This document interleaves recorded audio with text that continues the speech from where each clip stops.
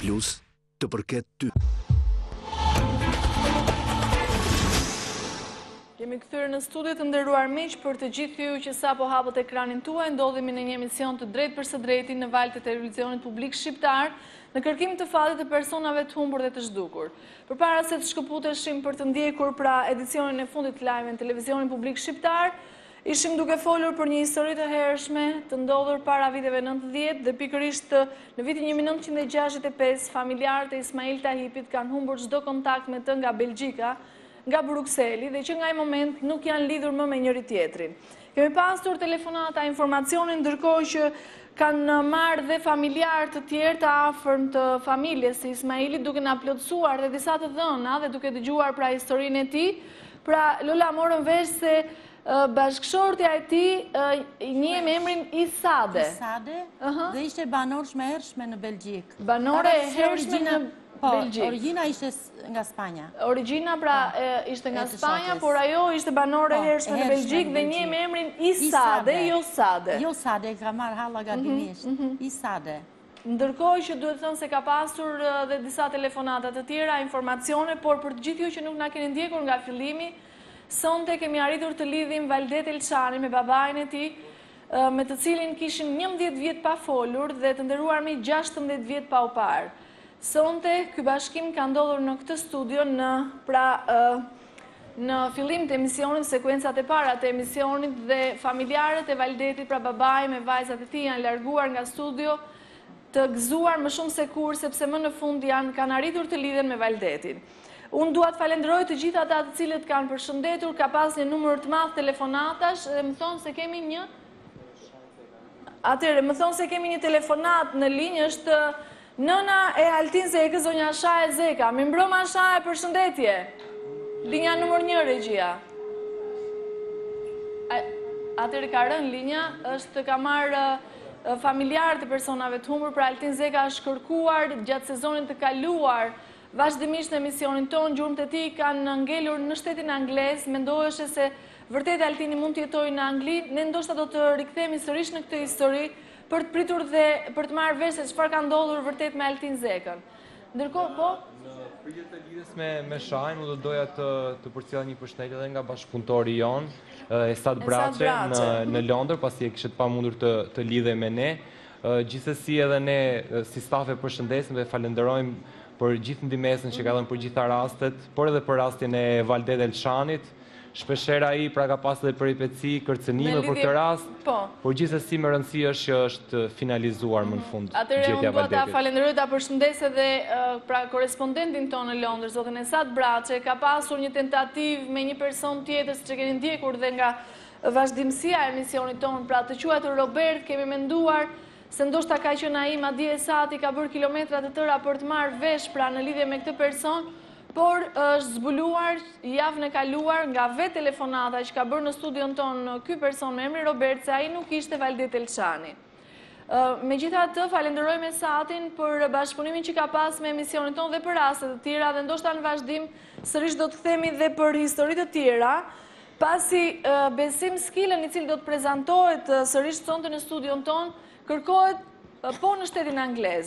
Ne kemi pasur me Esatin edhe në sezonin e kaluar një tentativë, kemi qenë shumë afër Besim Skilës, i cili mendohej se ndoshta ndodhen në Irland, por që kërkimet kanë ngelur në një pikë paksa të vakët. Gjithsesi falenderojmë Esatin për pra punën e tij të palodhur, por kam besim tek ndihmesa gjithë emigrantëve që na ndjekin momentalisht nga Anglia. Dhe fillojmë pra Benard me publikimin e historisë së Besim Skilës. Po Aida, siç e thatë dhe ju, Besim Skila aktualisht duhet të jetë 38 vjeç, i lindur në Mat dhe ka shkëputur çdo kontakt me të afërmit e tij në vitet 2000. Për herë të fundit ai ka kontaktuar nga Irlanda me të afërmit. Për të qenë edhe, pra kemi kaluar tashmë në raste që vijnë nga Shqipëria dhe stafi im ka përgatitur disa nga këto histori për t'i publikuar, ndërkohë që jemi duke ndjekur dhe foton e Besim Skilës. Vazhdojmë Bernard. Për herë të fundit ai ka kontaktuar nga Irlanda me familjarët e tij, megjithatë ka patur raste që ai ka thënë se ndodhet edhe ndoshta në Londër, në Angli ka lëvizur, por nga gjithë informacionet që ne kemi marrë për disa sezone rresh për Besim Skilën, të gjithë na thonë aktualisht se ai vazhdon të jetoj, të paktën për personin që mendohet se mund të jetë ai, të jetoj në Dublin të Irlandës. Unë gjë rastin edhe njerë të bëjthiret gjithë atyre shqiptarëve, e di që janë të shumë, të di që ka shumë prej tyre cilët po na ndjekin sonte nëpërmjet valve satelitore. Ju lutemi në emër të familjes, të babait i cili duhet të thënë për hir vërtetës që është një gjendje shumë të keqe shëndetësore dhe dëshpërimisht kërkon në mënyrë të vazhdueshme të ketë kontakt me djalin e tij. Ka qenë ai që vazhdimisht vinte në studion tonë, në emisionin tonë për të kërkuar për të lidhur me besimin, duke marrë parasysh se vërtet ai jetonte në Irlandë dhe duke dëgjuar mesazhin e tij ndoshta do të telefononte në emisionin tonë. Sot ai është vështirë, pra duke marrë parasysh anën e tij shëndetësore, është në gjendje të vështirë, do t'i luteshim besimin nëse na ndjek, por dhe gjithë rrethit e tij shoqëror, nëse na ndjekin të kontaktojnë menjëherë në emisionin tonë. Mund të dërgojnë pra lidhjet nëpërmjet numrave tanë telefonit, nëpërmjet postës tonë elektronike, ka shumë mënyra për të kontaktuar me ne. Dhe kalojmë tek rasti tjetër. Po. Atëre, kemi shajin. E kemi linja numër 1. Linja numër 1. Mirëmbrëma. Mirëmbrëma. Shaj mirëmbrëma, përshëndetje. Përshëndetje. Përshëndetje Aida. Po të dëgjoj. Mirëmbrëma, përshëndetje. Aida. Po. Po ju ndjek nga Italia.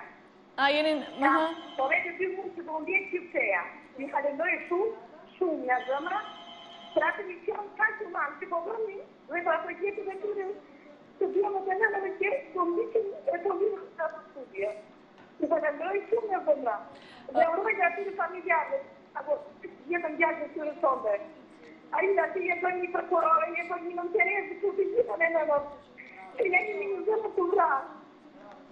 Do më falja një ka të uve, që të vitur shumë. Jo, nuk na ke mërzitur fare. Pati nga të familjes të pozare, që gjeti gjani në tyre sonde. Do t'i falendrej shumë dhe apër shqiparës nga indije, që kam bërë të fakustime. Edhe për mundimin e kërkimit gjani të i kaltimi. Ta shpresojmë shpresa gjithmonë vdes e fundit, apo jo ne do të vazhdojmë sërish me historinë e Altinit, nuk e kemi lënë, pra pezull vazhdojnë kërkimet stafi i emisionin Njerëz Tumbër për Altin Zekën. Unë shpresoj që sonte të ndjeken nga Anglia dhe ndoshta duke marrë parasysh dhe historinë e Valdetit, pra të shpresojmë që ndoshta do të kemi lajme edhe për Altinin.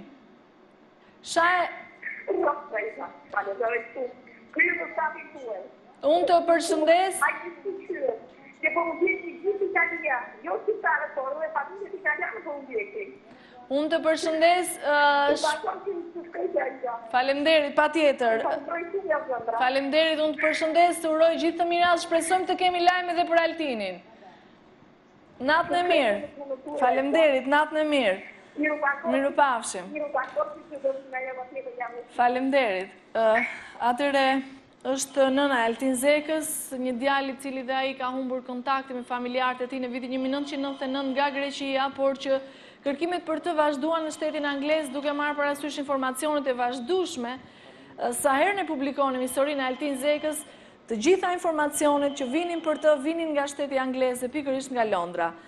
Kjo na ka bërë që ne të kërkojmë gjurmët e tij në Londër, gjithsesi kërkimet për të vazhdojnë, do të rikthehemi sërish në këtë histori duke marrë parasysh dhe ndoshta të gjitha kërkimet që ka bërë dhe korespondenti jonë Esat Braçe në Londër për fatin e Altin Zekës. Kalojmë tek historia tjetër, Seda. Aida, atëherë vazhdojmë me historinë e Konstantin Hoxhollit, mosha aktuale e tij është 52 vjeç, vendlindja ura vajgurore Berat, ka shkëputur kontaktet me familjen e tij në datën 25 shkurt të vitit 2011 në drejtim të paditur.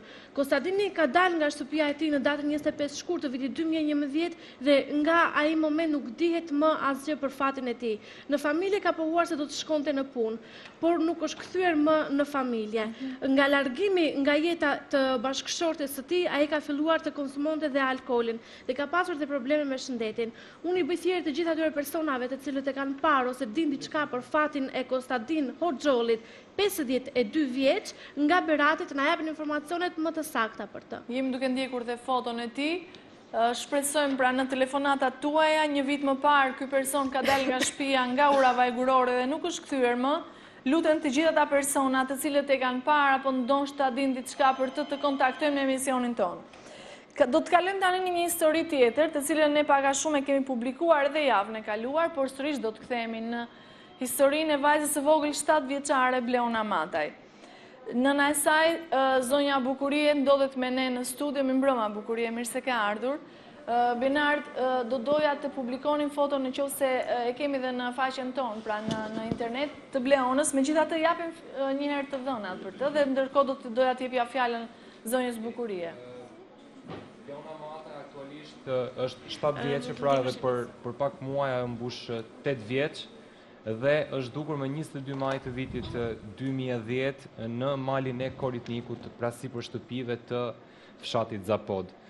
Siç e kemi thënë dhe herë të tjera, kanë qenë 5 vajza dëshmitare, dhe do vazhdoj të themi her mbas here, pasi misteri i vërtet fshihet pra tek këto 5 vajza, të cilët janë edhe personat e vetëm të cilët e kanë parë për herë të fundit vajzën, dhe natyrisht duhet të dinë shumë mirë edhe personin i cili e ka marrë torazin, një person ndoshta mjaft i njohur i familjes dhe pse jo edhe i Bleonës, dhe që nga i moment nuk dihet asgjë për të, se ku e kanë marrë, ku e kanë çuar, dhe çfarë mund të ketë ndodhur vërtet me voglushën Bleona Mataj.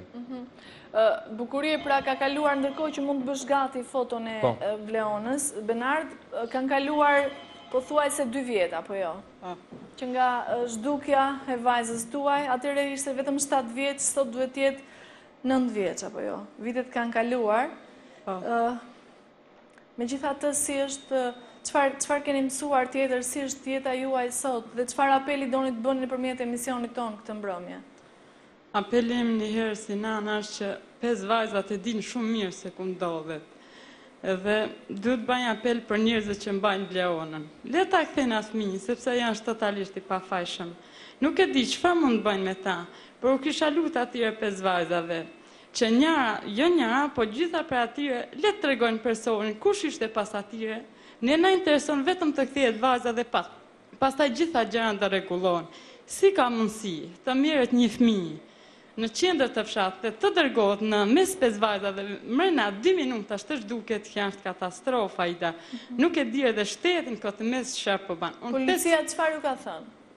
Policia çfarë ka me thënë? Përderisa unë 5 herë kam bërë akuza ndaj 5 vajzave, kam paguar avokat gjitha për Bleonën, i merr i shoqëron dhe nuk ka asnjë torturë, asnjë paraburgim. Akuza ime një herë si nana, si guxove ti ndër vajzat, ta marrësh Bleonën dhe ta çosh në majë të malit dhe mos të marrësh përgjegjësi për ta.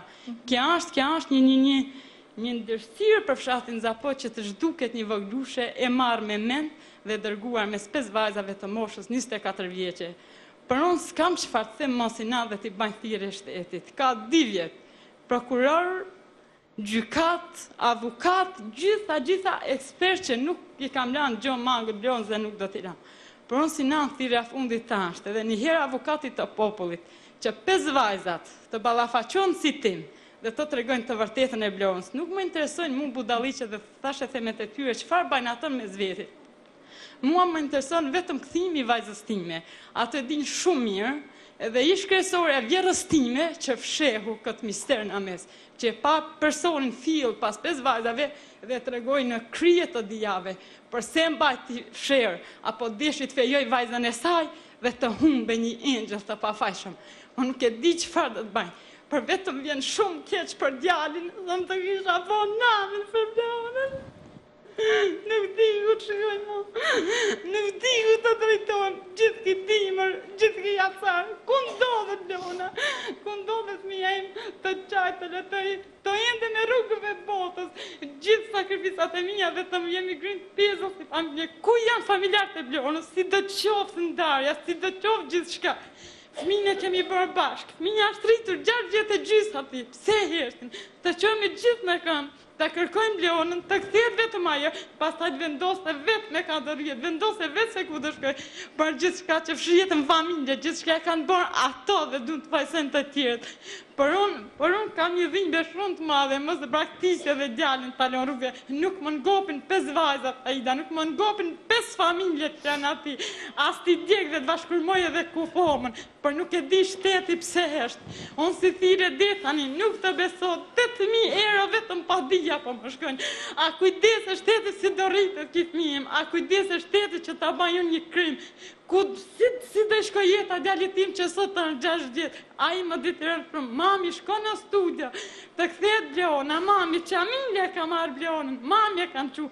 Pse e fshehin, moja Ida? Nuk e di çfarë bajnë ato. Persone njeh shumë mirë vjera ime se kush ishte. Ishte i përballë fshat që njofte Bleonën mirë.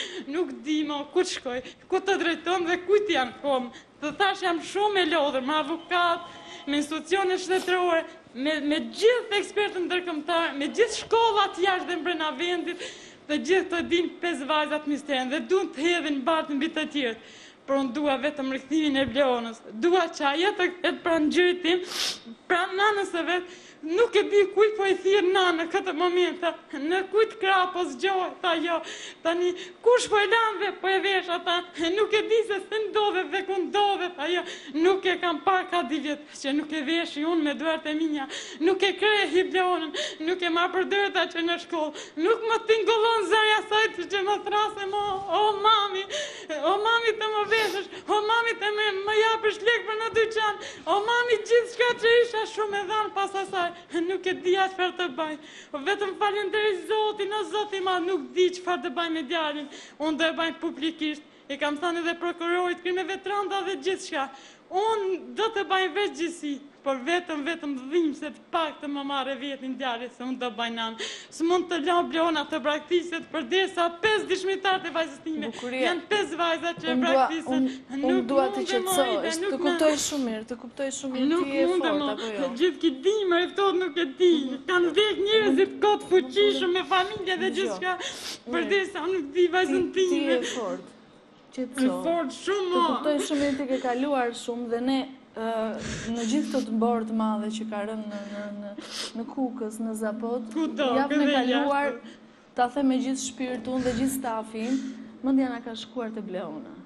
Edhe më janë trem shumë Aida dhe nuk ka mund që të braktisi djalin të vazhdoj të kërkoj ku ka informacion dhe që nuk pyti për mundim, nuk pyti për lodhe, për shpenzim. Me policin keni folur, policia çfarë kam thonë, ku ashtë, ku bazohesh, në cilë makine kam fut, cili person e kam ashtë, shpërgjigja është për një natë që i mungon fëmija, shpërgjigja është për një fëmijë që po i përjeton një film, një telenovelje të zvetë, për desa nuk dinë edhe ajo kujt i thrase nana po baba.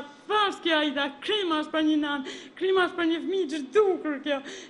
Çfarë rregullsie dhe çfarë edukate mund të kemi na përdesa na i braktisin fëmijët në bordë dhe nuk kemi ku të mbështetemi. Çfarë të bëjmë, ku të shkojmë e vet, me çfarë të bëjmë? Nuk di ku ta kërkoj, nuk di ku të shkojmë, mos kam lënë vend, s'kam lënë gur, nuk di çfarë të bëjmë. Me babain e Bleonës, ata vetë vjeri juaj të gjithë kanë kërkuar, keni marrë vesh diçka tjetër? Absolutisht, Aida, po të kishin kërkuar do ishte marrë vesh si do qoftë, ato t'jenë gatshëm, ta kërkojnë kudo, është fëmija, gjithë bota është në krizë, gjithë populli shqiptar ka dhimbje dhe ato vetëm heshtin. Unë e di gjithë shka fshehet brenda atje, po le të tregon vetëm ku është vajza dhe le t'i marrën pra budalliqet me në vetes vetë. Benar, japim dhe njerë të dhënat për Bleonën, për të gjitha ta personat të cilët e kanë parë, që din diçka për fatin e saj. Unë shpresoj, ne nuk do ndalojmë si kërkuari. Shumë faleminderit, Aida, të faleminderit shumë, e keni publikuar foton e saj. Dhe mos harrojmë edhe për shenjën që ka ato persona që dinë se fëmia mund të ndryshojë, mund të rritet, mund edhe flokët mund t'ja qenë gjithçka mund të bëjnë kriminalat, po vetëm shenjën mos ta harrojmë që e ka në anën e djathtë poshtë fytyrës. Ja, që nuk e di, nuk jam vetë vjetë, që përdesa ma mungon Bleona, nuk e di, vajza vetë me ka qenë në shpirtin tim, zemrën time, familjen time dhe gjithë shka për rrët që mbije tonë të ishte vetëm Bleona, as kur tjetër. Unë duhet të qetësohesh, apo jo, ti ke ardhur këtu me shpresë dhe me forcë, ti ke qenë fort deri në këto momente dhe kështu do vazhdosh, sepse pa forcë nuk mundet do ta kërkosh Bleonën. Shumë kam durë, ne do të qëndrojmë gjithmonë nga një anë tjetër shumë duhet të ka një të kuptoj shumë mirë, sepse vitet kalojnë, ditët kalojnë edhe ti nuk e di se çfarë u bë me vajzën. Megjithatë, unë e thash paksa dhe javën e kaluar se strumbullarin gjithë të histori janë 5 vajzat që e çuan në majtë të malit.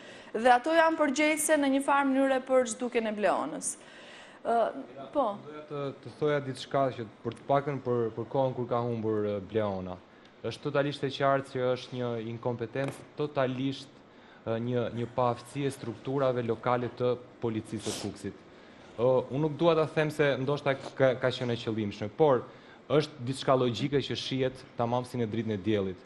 Përse gjithë shkonin dhe kërkonin Bleonën, sikur ndoshta do ishte hyrë një kal fluturues dhe po kalonte përtej në shtetin fqinj dhe nuk e kontrollonin direkt nëpër pikat kufitare, kur ishin edhe dëshmitare që thoshin që ka qarkulluar një makinë NATO-or, një makinë e panjohur, edhe nuk u bë bllokimi në pikat kufitare, pra në daljet nga Shqipëria.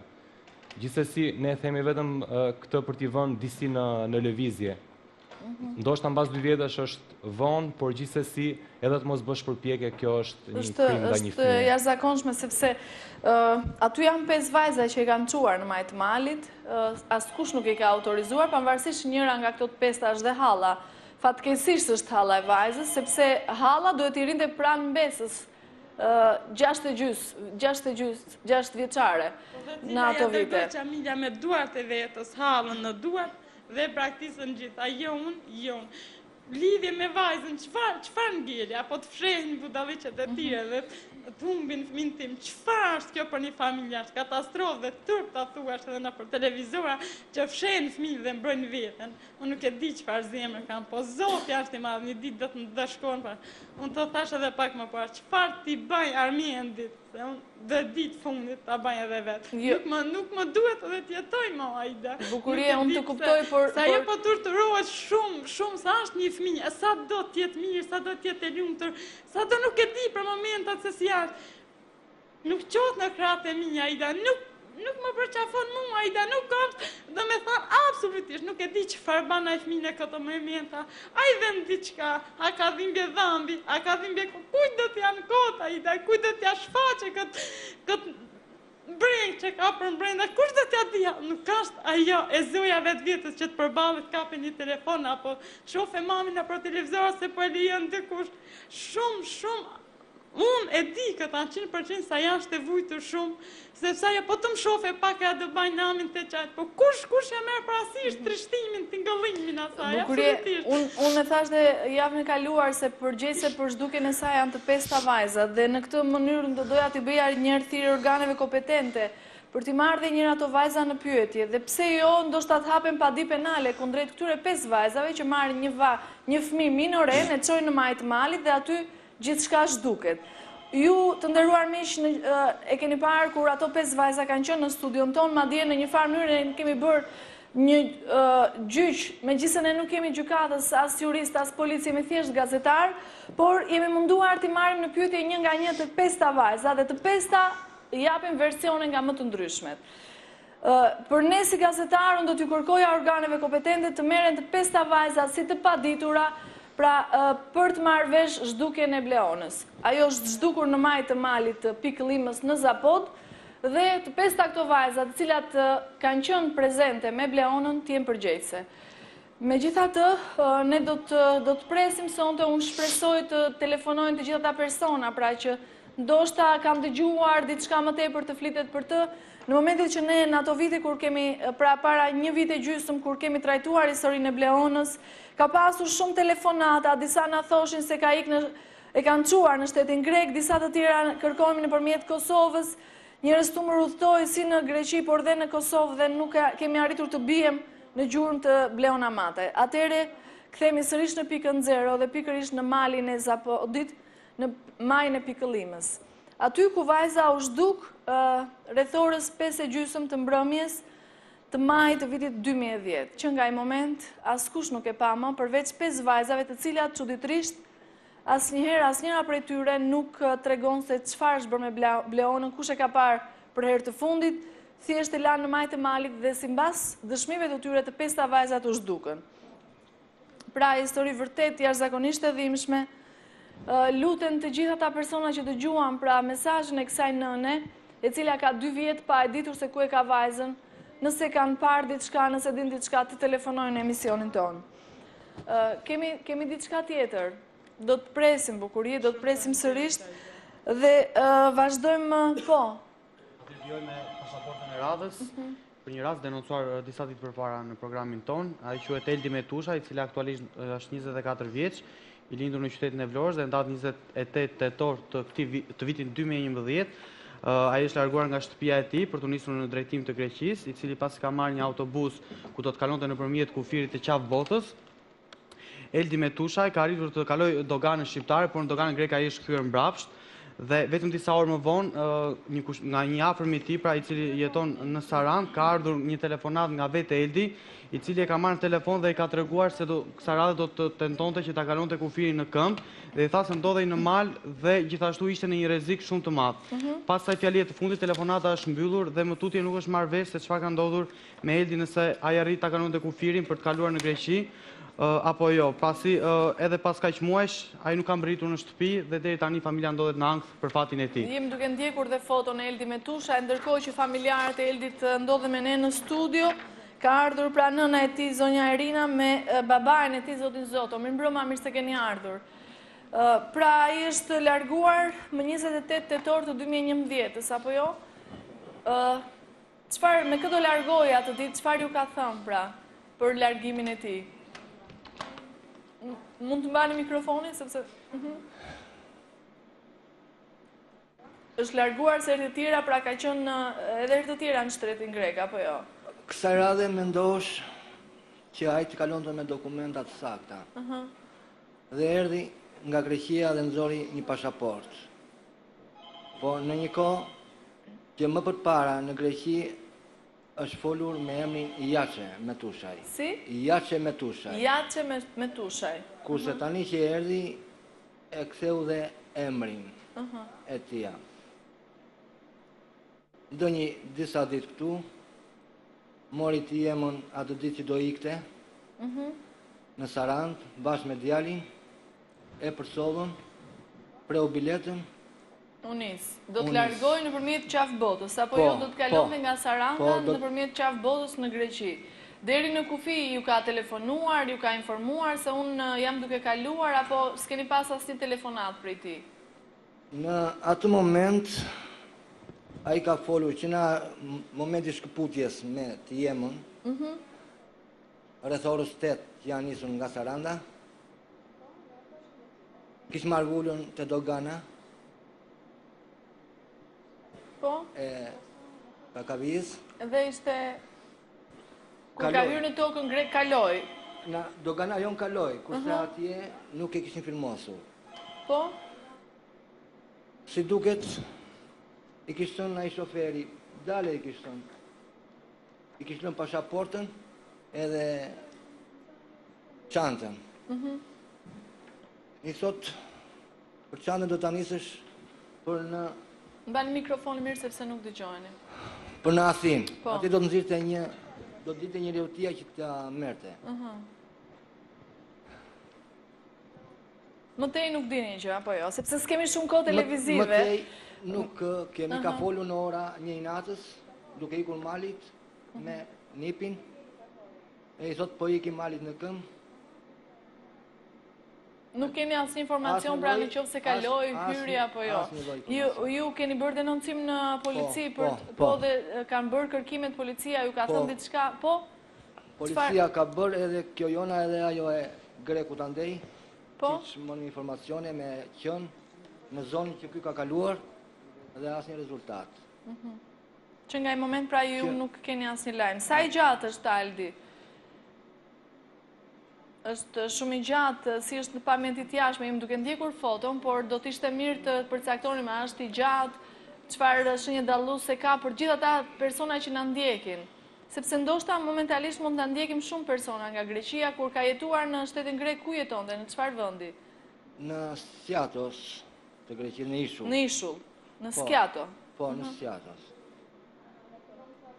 Atëherë të nderuar miq, jemi duke ndjekur foton e Eldi Metushajt për gjithë ata persona të cilët ndoshta e kanë parë të hyjë në Greqi, ndoshta din diçka më tepër për të, do t'i luteshim të kontaktonin menjëherë me emisionin ton.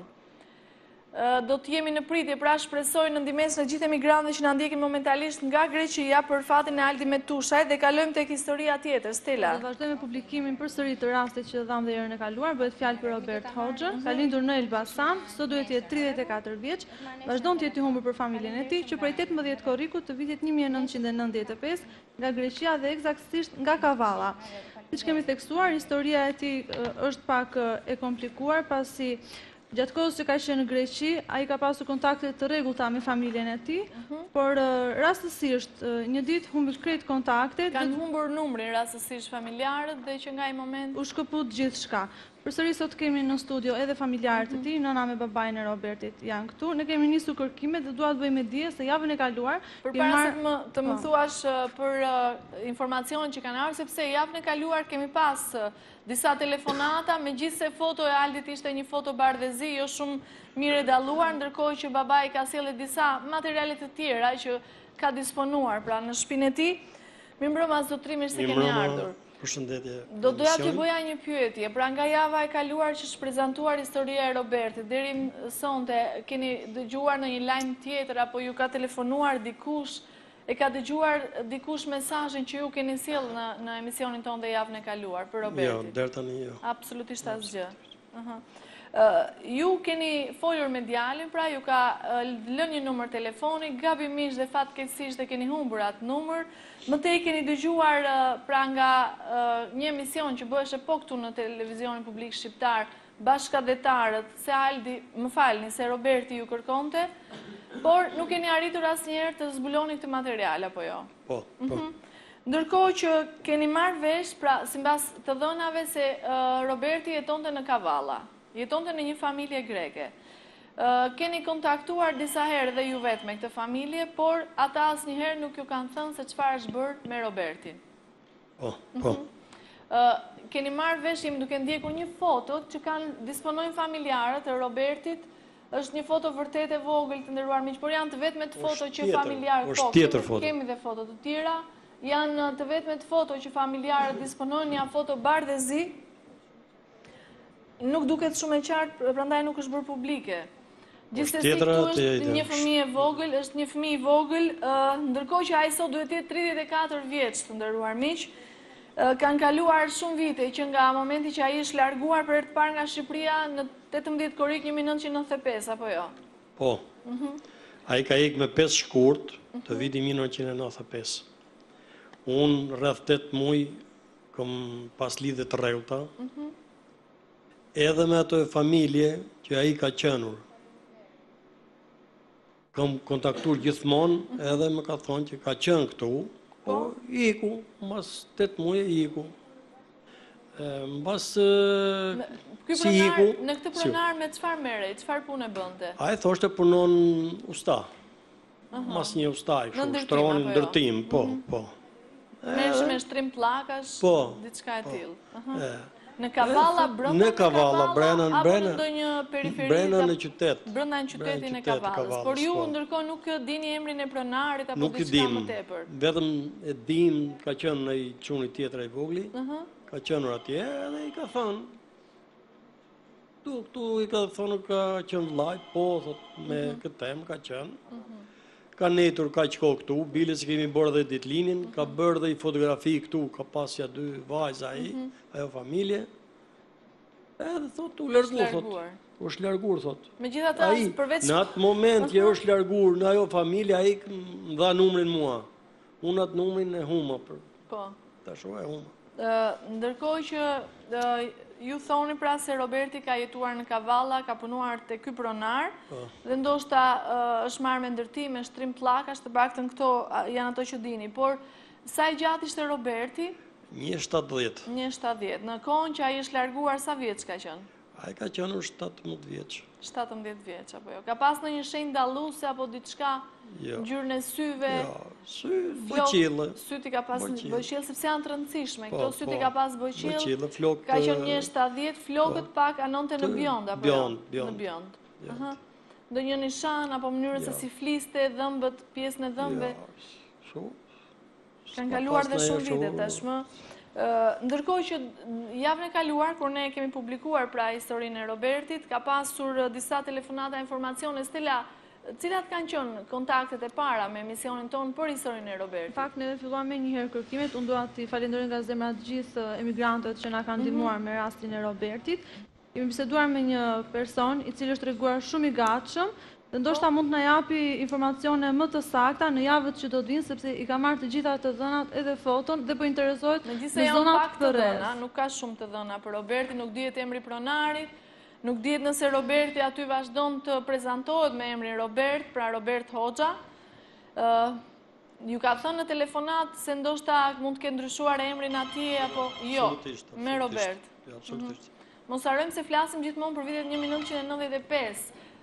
Edhe njërë, nëse ka shqiptarë sonte në Kavalla dhe ndjekin emisionin ton, do t'ju lutesha të kontaktoni me ne për të na ndihmuar, ose ndoshta mund ta kenë njohur Robertin, i cili është me origjinë nga Elbasani, apo jo? Ai ka lindur në shtëpajin të Elbasanit. Në shtëpajin të Elbasanit. Ndërkohë Roberti, ju sa fëmijë keni përveç Robertit? Unë kam një djalë tjetër, po? Edhe 2 vajza. Më të vegjël se Roberti? Po, më të vegjël. Ai ishte i madh. Ja, u bëj këto pyetje sepse ndoshta na ndjekin, mund të kenë rënë në kontakt me Robertin dhe mund të dinë diçka më tepër për familjen. Për familjen tjetër ndoshta mund t'ju ketë treguar. Atëherë, po Stella. Do kërkoja me që është dhe rastit, të kërkoj dhe ndihmën e gjithë teleshikuesve, kryesisht dhe nga Kavalla. Nëse ka ndonjë informacion, do se fotoja, do më thonë, është goxha e vjetër edhe ai ka qenë në një moshë shumë të vogël. Gjithsesi, nëse ka ndonjë person në këto të dhëna ose i kujton ndonjë detaj, ndonjë diçka në lidhje me të, do i kërkoja të telefonon edhe të na ndihmonit me informacione në lidhje me të. Gjithsesi, unë dua të bëj me dije, në fakt është një pistë po pak e zbet, që bën fjalë për në një shtet tjetër në Gjermani, ku thuhet se Roberti mund të ketë emigruar nga Greqia drejt Gjermanisë. Por thash mbetet pak e dyshimt sepse ai ka jetuar në një pjesë të madhe të kohës në Greqi dhe ekziston mundësia që sot e kësaj dite mund të jetë akoma aty. Gjithsesi nuk mund ta lëm dhe jashtë vëmendjes Gjermani. Në kërkimet që ju keni bërë dhe nëpërmjet internetit, Stella, me Robert Hoxha, kemi persona të tjerë, ka lënë gjurmë diku ky djalë pra me këtë emër, ndoshta mos harrojmë është nga shtëpani i Elbasanit, këtu është ndryshimi dhe babai i tij quhet Refat. Robert Refat Hoxha, janë shumë të rëndësishme të japim të dhënat e tij, po. Ka punuar thuj në librarinë e Agostimës për 30 vjet. Ku ka punuar? Në librarinë e Agostimës 30 vjet. Unë, babai, po. Po. Pra keni punuar në librarinë e Agostimës në Elbasan. Elbasan, po. Po, Stella. Në fakt, edhe nga kërkimet që kemi nisur dhe në internet, janë disa persona të tjerë që kanë këtë identitet, por me atësi tjetër. Dhe ndoshta nuk do ishte mirë që t'i publikonim, sepse janë persona të ndryshëm dhe për arsye konfidenciale do t'i vazhdojmë kërkimet edhe në vazhdimsi. Gjithsesi, unë kërkoj thash ndihmën e gjithëve dhe shpresoj që të marrim ndonjë informacion dhe ndonjë lajm të mirë sonte për Robertin. Do të ripublikohet sërish, do të vazhdojmë prapë me historinë e Robertit. Do të presim gjatë gjithë emisionit të mbrëmjes së sotme nëse do të kemi diçka për Robertin. Dhe ndërkohë unë do t'ju lutesha shqiptarëve që na ndjekin momentalisht nga Kavalla, nëse njohin një djalë me emrin Robert Hoxha nga shtëpani i Elbasanit. Sot ai duhet të jetë 34 vjeç, por vetëm 17 vjeç është larguar nga Shqipëria në vitin 1995. Atëherë do të jemi në pritje. Kalojmë tek rasti tjetër. Bëhet fjalë për Agron Mahallën, një histori të cilën ne kemi publikuar edhe javën e kaluar, ka pasur shumë të dhëna nga familjarët e Agronit, por dhe në emisionin ton kanë mbritur telefonata dhe flite për një djalë të ngjashëm me të, i cili jetonte në Greqi apo jo, Silva? Po, atëherë do t'jap edhe një herë të dhënat e Agron Mahallës, i cili është ka lindur në fshatin Mollas të Elbasanit, aktualisht do të jetë 37 vjeç, kanë kaluar 20 vjet që kur ai është larguar, në datën 2 gusht të vitit 1992 nga Greqia. Ai është larguar në moshën 17 vjeçare për arsye ekonomike, për t'i ardhur në ndihmë familjes. Nga publikimi që është bërë emisionin e kaluar, kanë ardhur informacione kryesisht për në Larisa. Ne gjithashtu evidentuar një prej tyre në emisionin e kaluar, ku një zotëri ka pohuar se para 5-6 muaj që ka atakuar në dalje të Larisës në një karburant të quajtur Shell dhe kishte biseduar me të. Të dhënat ishin shumë të parafta me Agronin që ne kërkojmë. Dua të them që javës së kaluar ka patur shumë persona të cilët dëshirojnë të na ndihmojnë për të verifikuar këtë adresë dhe midis tyre dua të falenderoj zotin Adil, i cili jeton aktualisht në Larisa dhe ka verifikuar menjëherë këtë informacion.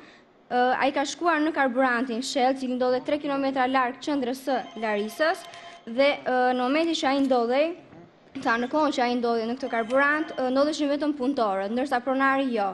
Ai ka pyetur punëtorët se si quhet pronari dhe ku mund jetojë, çfarë emri ka, por asnjëri prej punëtorëve nuk i kanë pohuar asnjë të dhënë për të. Megjithatë, është një informacion që kjo do të thonë një adresë, kjo është adresa aktuale, domethënë që ne pika më kryesore që ne kemi domethënë për Agronin, që është 5-6 muaj përpara. Zoti Adina premtoi që së bashku dhe me shoqërinë e tij ai do të na ndihmojë për ta verifikuar këtë informacion. Pasin ende nuk e dim nëse ky pronari është vërtet Agroni apo jo. Pasi në momentin që ai ndodheshin vetëm punëtorë dhe jo pronari, dhe askush për tyre nuk pranonte për të dhënë informacione për pronarin, se si quhej, nëse ishte shqiptar apo grek. Askush për tyre nuk pranonte asnjë gjë. Megjithatë, duke marrë parasysh informacionin që kanë ardhur në lidhje me Agron Mahallën, mendoj se është ndezur drita jeshile, të paktën kemi të dhëna për të dhe do të presim edhe gjatë zhvillimit të mbrëmjes së sotme, pasi ka shumë shqiptarë që na kanë ndjekur dhe javën e kaluar në zonat ku ne mendonim se mund të ndodhej Agroni, të cilët na ndjekin dhe sonte, dhe ndoshta edhe në kohë reale mund të bëjnë një verifikim shumë të shpejtë për fatin e tij. Do të jemi në pritje, por ndërkohë më thonë se kanë mbritur disa telefonata për Robertin. Megjithatë, të shpresojmë të jetë Roberti që ne kërkojmë. E thash, ka shumë persona me këtë identitet Robert Hoxha, gjithsesi nga shtëpanja e Elbasanit me atësinë Refat. Babai i tij quhet Refat, i cili ka punuar për 30 vjet në një librari. Nga viti 95, familjarët e tij nuk ja kanë dëgjuar zërin, nuk kanë asnjë të dhënë për fatin e tij. Do t'ju lutesha edhe një herë të gjithë ju shqiptarë që na ndiqni nga Kavalla, nëse njihni Robertin, kontaktoni me emisionin ton. Gjithashtu dhe për Agron Mahallën. Jemi në zonën pra Larisa dhe Kozani, apo jo? Kozani. Faktikisht ka pas telefonues të cilët dëshironin të verifikonin në vendi ku ka punuar në Kozani, por faktikisht familjarët nuk e dinë domethënë se në çfarë vendi ka punuar ai, dhe duke mos patur informacion të tillë nuk dinim se si ti drejtonin domethënë këta persona të cilët dëshironin të na ndihmonin. Mbetemi kryesisht në Larisa. Dua të them që ka patur edhe për shtete të tjera informacione, por nuk dua t'i bëj të ditur pa patur një verifikim të saktë, ose të paktën të dimi që është vërtet Agroni apo ndoshta ngatroj me një person tjetër. Atëre, më thonë se ka ardhur një informacion shumë i rëndësishëm sërish për Robert Hoxhën. Kalojmë në një hapësirë shumë të shkurtër publicitare deri sa ne të verifikojmë dhe këto informacione. Mos u largoni, vazhdoni telefonatat tuaja. Le të shpresojmë që sonte të jetë një mbrëmje e mbar për familjarët e personave të humbur që kërkojnë në këtë studio. Kthehemi më njëherë mbas reklamave.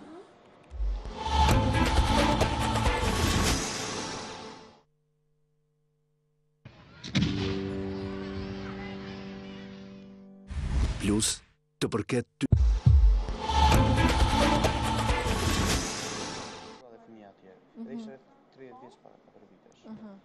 Para 4 vitesh. Jemi kthyer në studio të nderuar miq, pra jemi në valët e televizionit publik shqiptar në këtë emision të drejtë për së drejti në kërkim të fatit të personave të humbur e të zhdukur. Kanë ardhur informacionet shumë të rëndësishme në lidhje me fatin e Robertit, të shpresojmë që ndoshta jemi në rrugë të drejtë, le të mos nxitohemi pasi të gjithë jemi të emocionuar, sepse nga viti 1995 familjarët nuk kanë asnjë lajm prej tij. Ka marrë një zotëri i cili deklaron se para 2 vjetësh ka punuar me Robertin. Gjithsesi, gazetarët janë duke folur me të momentalisht. Në fal Aida. Po. Desha që tipet ajo fotografia tjetër, jo që e vogla, pa ajo tjetra. Është çik më, ajo është më e mirë ti Benar.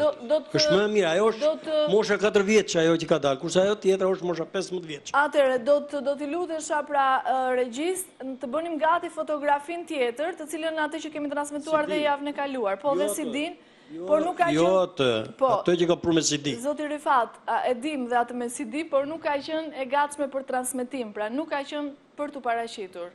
Kjo ishte arsyeja, sepse ne si ju duam sa më shumë foto, aq më mirë. Jo është mosha më e vogël, mosha 4 vjeç. Kurse ajo tjetra, e di, po ishte pa, të dy CD. Një CD që ajo si ka mundsi. Është pa pra nuk ishte ishte pa pranueshme për transmetim. Kjo është arsyeja, ishte punuar me Photoshop. Kjo ishte arsyeja sepse po më thon tani nga regjia, megjithatë do t'ju lutesha ta nxirrnit të publikonit foton ashtu siç është. Meqense babai i tij ka besim se nëpërmjet asaj foto mund të duken tiparet dhe të dhënat, atëherë japim atë. Gjithsesi, e rëndësishme është të marrim vesh të gjitha këto informacione që janë duke ardhur për të person me emrin Robert, janë për Robertin apo për kë person janë. Ajo foto ka qenë bardhëzi apo jo? Po, ajo ka qenë bardhëzi, unë rregullova me syje me të gjithë i mora nga ajo mosha 4 vjeç, ja rregullom atë. Ajo ka shumë ngjashmëri, është shumë, por nuk është bërë identifikimi i saktë dhe nuk ka qenë për të paraqitur në transmetim. Duhet keni besim tek puna jonë dhe tek ne. Unë kam shumë besim. Kështu që na e lini në dorë, unë shpresoj që të bëjmë ç'është e mundur dhe më të mirën për të. Do t'ja u japim personave specialist në bazë të fotos që ju keni të bëjnë identikit se si mund t'jetë Roberti sot. Të saktë në bazë të personave ekspert që merren me këtë punë. Sepse ndoshta e ka bërë një person që ka qenë amator në lidhje me këtë. Ka persona të specializuar të cilët merren vetëm me këtë punë. Marrin fotot pra të moshës kur ai ka qenë në foto dhe se si mund t'jetë ai sot nëpërmjet një identikiti. Gjithsesi do të shikojmë se çfarë mund të bëjmë dhe sonte. Atëherë më thonin që ku jemi me informacionet për Robert Hoxhën. Në fakt, informacionet aita vinë nga shteti grek dhe unë do t'i falenderoj gjithë emigrantët, sepse thirrja jonë shërbeu. Bëhet fjalë për në një zonë të Greqisë, në Skjatho, nuk e di nëse e shqiptoj dhe mirë. Thuhet se bazohet nga fotoja dhe nga të dhënat që publikuan dhe familjarët, se është para aty para një viti.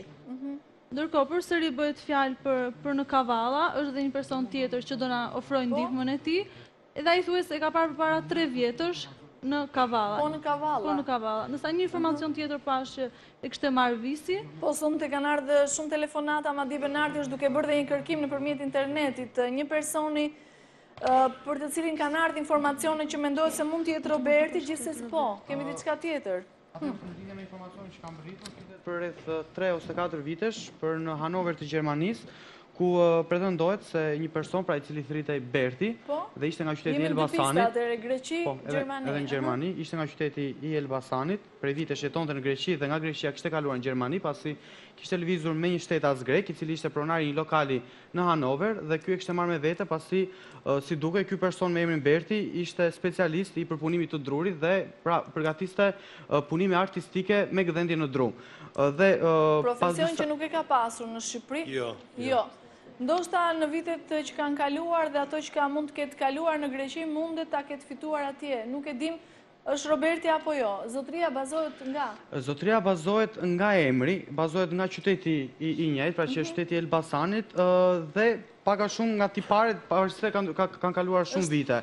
Zotëria ka treguar se në Greqi jetonte në Athinë dhe ishte i martuar dhe kishte fëmijë dhe ishte kthyer sërish në Greqi. Pra ishte për një punë të përkohshme për disa muaj. Përpara 4 vitesh, ai ishte rreth 30 vjeç, 29-30 vjeç. Gjithsesi përputhet edhe mosha, pak a shumë. Nuk e di ma kemi të bëjmë me atë. Ka lindur në 8 qershor 1978, apo jo? Po, 8 qershor. Babai Atësia është Refat dhe është nga Shtëpanji i Elbasanit. Do të jemi në pritje. Ai në fakt do të bëjë një thirrje pasi në këtë lokal ku vazhdon të jetë akoma në Hanover, punojnë edhe shqiptar. Në Hanover të Gjermanisë, lokali quhet Kalimero. Dhe është në Garsen të Hanover, pra edhe lagja, zona në Hanover. Në Garsen të Hanover. Po, aty punoj edhe shqiptar, kështu që në këto momente nëse na ndjekin, do desha të na telefononin, nëse ka punuar një person me emrin Berti. Mund të lidheni edhe me Blerinën, me bashkëpunëtoren tonë në Gjermani për të bërë një verifikim nëse ky person pra jeton pikërisht në Hanover, në Garsen të Hanoverit. Garsen të Hanoverit. Atëherë do të jemi në pritje. Falenderoj gjithë ata cilët janë duke telefonuar momentalisht për Robert Hoxhën. Dhe në lidhje me Agron Mahallën, kemi diçka tjetër? Kemi ndonjë, po? Por, jo për në Greqi, për në qytetin e Zvicrës, ka një informacion nëpërmjet mesazhit, ku një zotëri pohon se para 2 muajsh e ka takuar në Zvicër. Është një informacion që do për në Zvicër, jo për në Greqi. Gjithashtu në studio janë edhe familjarët nëna e Agronit. Është një informacion që do verifikohet. Shoh që ka informacione të tjera, por nuk do t'i bëj publike për momentin. Atëherë mblidhin gjatë gjithë zhvillimit të mbrëmjes së sotme, do të shikojmë në fund se çfarë do të zbulojmë. Dorina, ke diçka për të publikuar dhe një rast tjetër? Po, vazhdoj me publikimin e rastit të Fran Markut, mosha e tij 28 vjeç, nga Lezhë, është larguar nga familja në 31 janar të vitit 2007 në drejtim të paditur. Në qershorin e vitit 2003, Fran i largohet në drejtim të Italisë. Atje shndron deri në gushtin e vitit 2006. Ku punonte në një firmë që merret me përpunimin e drurit. Po në këtë vit ai kthehet në Shqipëri, qëndron për disa muaj dhe më pas niset në drejtim të Greqisë. Atje qëndron për gati një vit. Në janarin e vitit 2007, Frani i thot kunatës së vet se në datën 31 janar të po këtij viti do të largohet jashtë Shqipërisë dhe për këtë gjë kishte paguar një shifër prej 1500 eurosh, ndërsa të tjera do të paguheshin nga shokët e tyre. Dhe që prej asaj dite asgjë nuk u mor vesh se çfarë ndodhi me me Fran Marku, 28 vjeç nga Lezhë. Jemi sa po ndoqëm pra dhe foton e tij për gjithë ata personat cilët e kanë parë dhe kanë të dhëna për të, do t'i luteshim të kontaktonin menjëherë në emisionin tonë nëse e kanë parë këtë person. Dhe vazhdojmë rrjedhën e emisionit tonë, vazhdojnë të vinë telefonata për Robertin, ndoshta të shikojmë nëse kemi të bëjmë me Robertin apo me ndonjë person tjetër, le të mos nxitohemi. Vazhdojmë rrjedhën e emisionit, të nderuar miq, do të kalojmë tani në një histori tjetër, e cila ka ndodhur brenda territorit të Shqipërisë. Ne dëgjuam paksa javën e kaluar nënën e Aleksis Ndreut, e cila ka ardhur në emisionin tonë mbrëmjen e sotme për të kërkuar fatin e djalit të saj. Po bën rreth pra disa kohë që nga 21 ditë apo jo, që nga zhdukja misterioze e Aleksis Ndreut. Ne udhëtuam drejt pra vendit ku jetonte Aleksis së bashku me familjen e tij dhe mësuam më nga afër këtë histori duke kontaktuar me gjithë njerëzit përreth, me policinë, me të gjitha ata personat të cilët kanë djenin në zhdukjen e Aleksit. Ndjekim kronikën dhe kthehemi më njëherë në studio.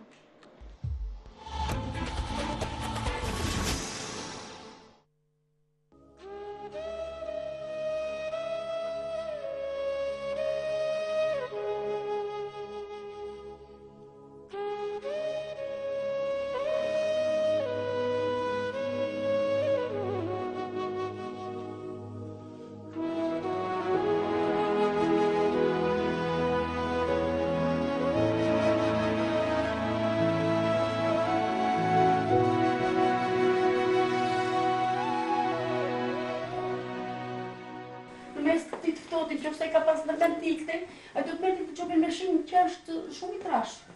Do të merrte një bluzë të rregullt, do të merrte këtë të trashën.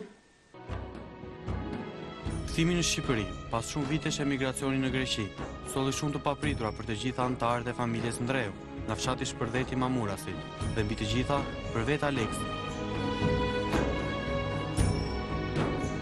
Në datën 2 shkurt, ai u largua nga banesa e tij dhe nuk u kthye.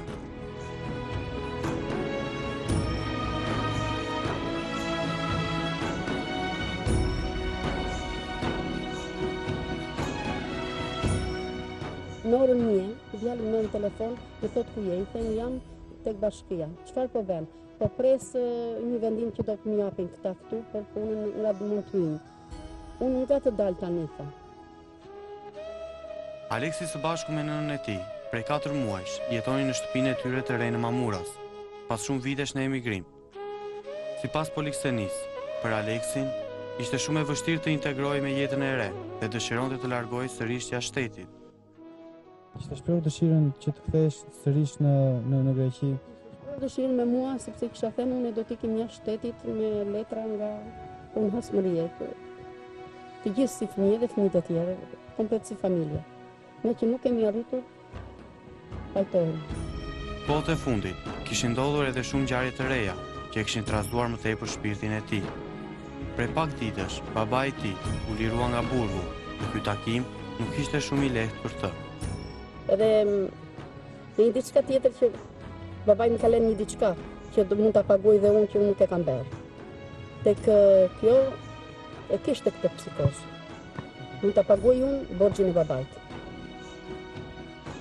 Sikur të mos mjaftonte ky fakt, në shtëpinë e tij nuk kishte asnjë rrugë që të çonte drejt saj, për shkak të një konflikti pronësie të vjetër që familja e tij ka pasur me Xhaxhain.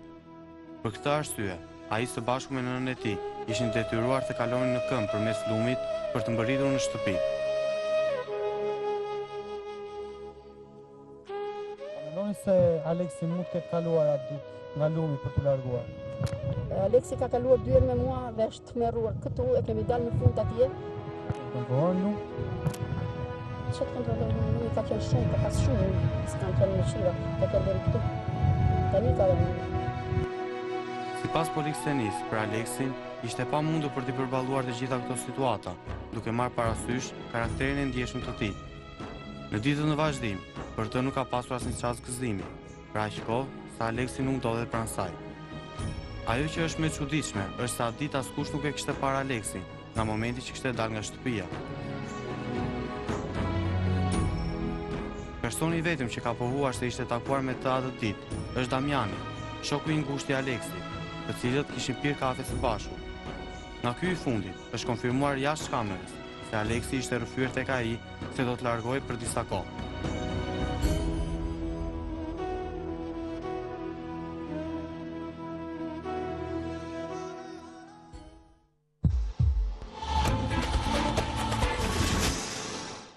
Pra të ndëruar miq, kjo ishte historia e zhdukjes misterioze të Aleksit. Ai u largua nga shtëpia dhe kanë kaluar pra 21 ditë nuk është kthyer më dhe ju nuk keni asnjë lajm për të apo jo? Nuk kam. Në mbrëma zemër, mirë se ke ardhur. Aleksi në çfarë moshë është larguar në Greqi? Pra sa vjeç ka qenë? Aleksi ka jetuar 20, ne kemi jetuar 21 vjet në Greqi. Rreth 4 muaj që ka ardhur në Shqipëri.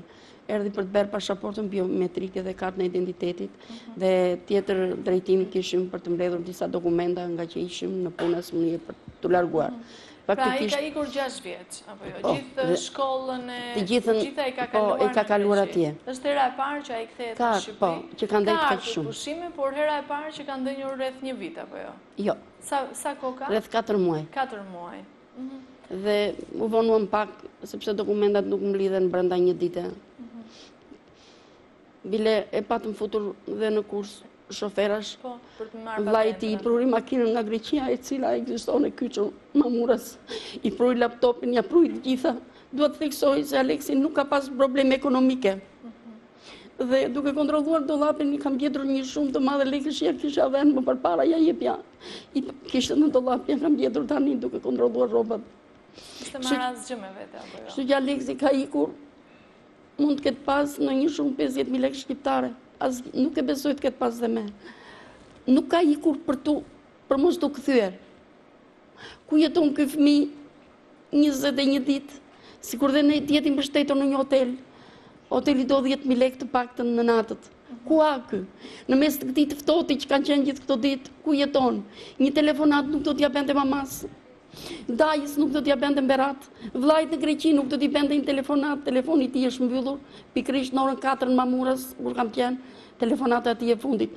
Tjetra ka qenë në orën 1 në Mamurës, kur më pyeti që si do të bëj, unë nuk isha e zonja, u fshefa në vetvete se nuk mund t'i thosha fëmijës se çfarë do bende, më kërkoi ndihmë nënës. Çfarë të tha? Më tha, mama, nga do të dal? Ku do të vete? Këtej nuk më legjitoni.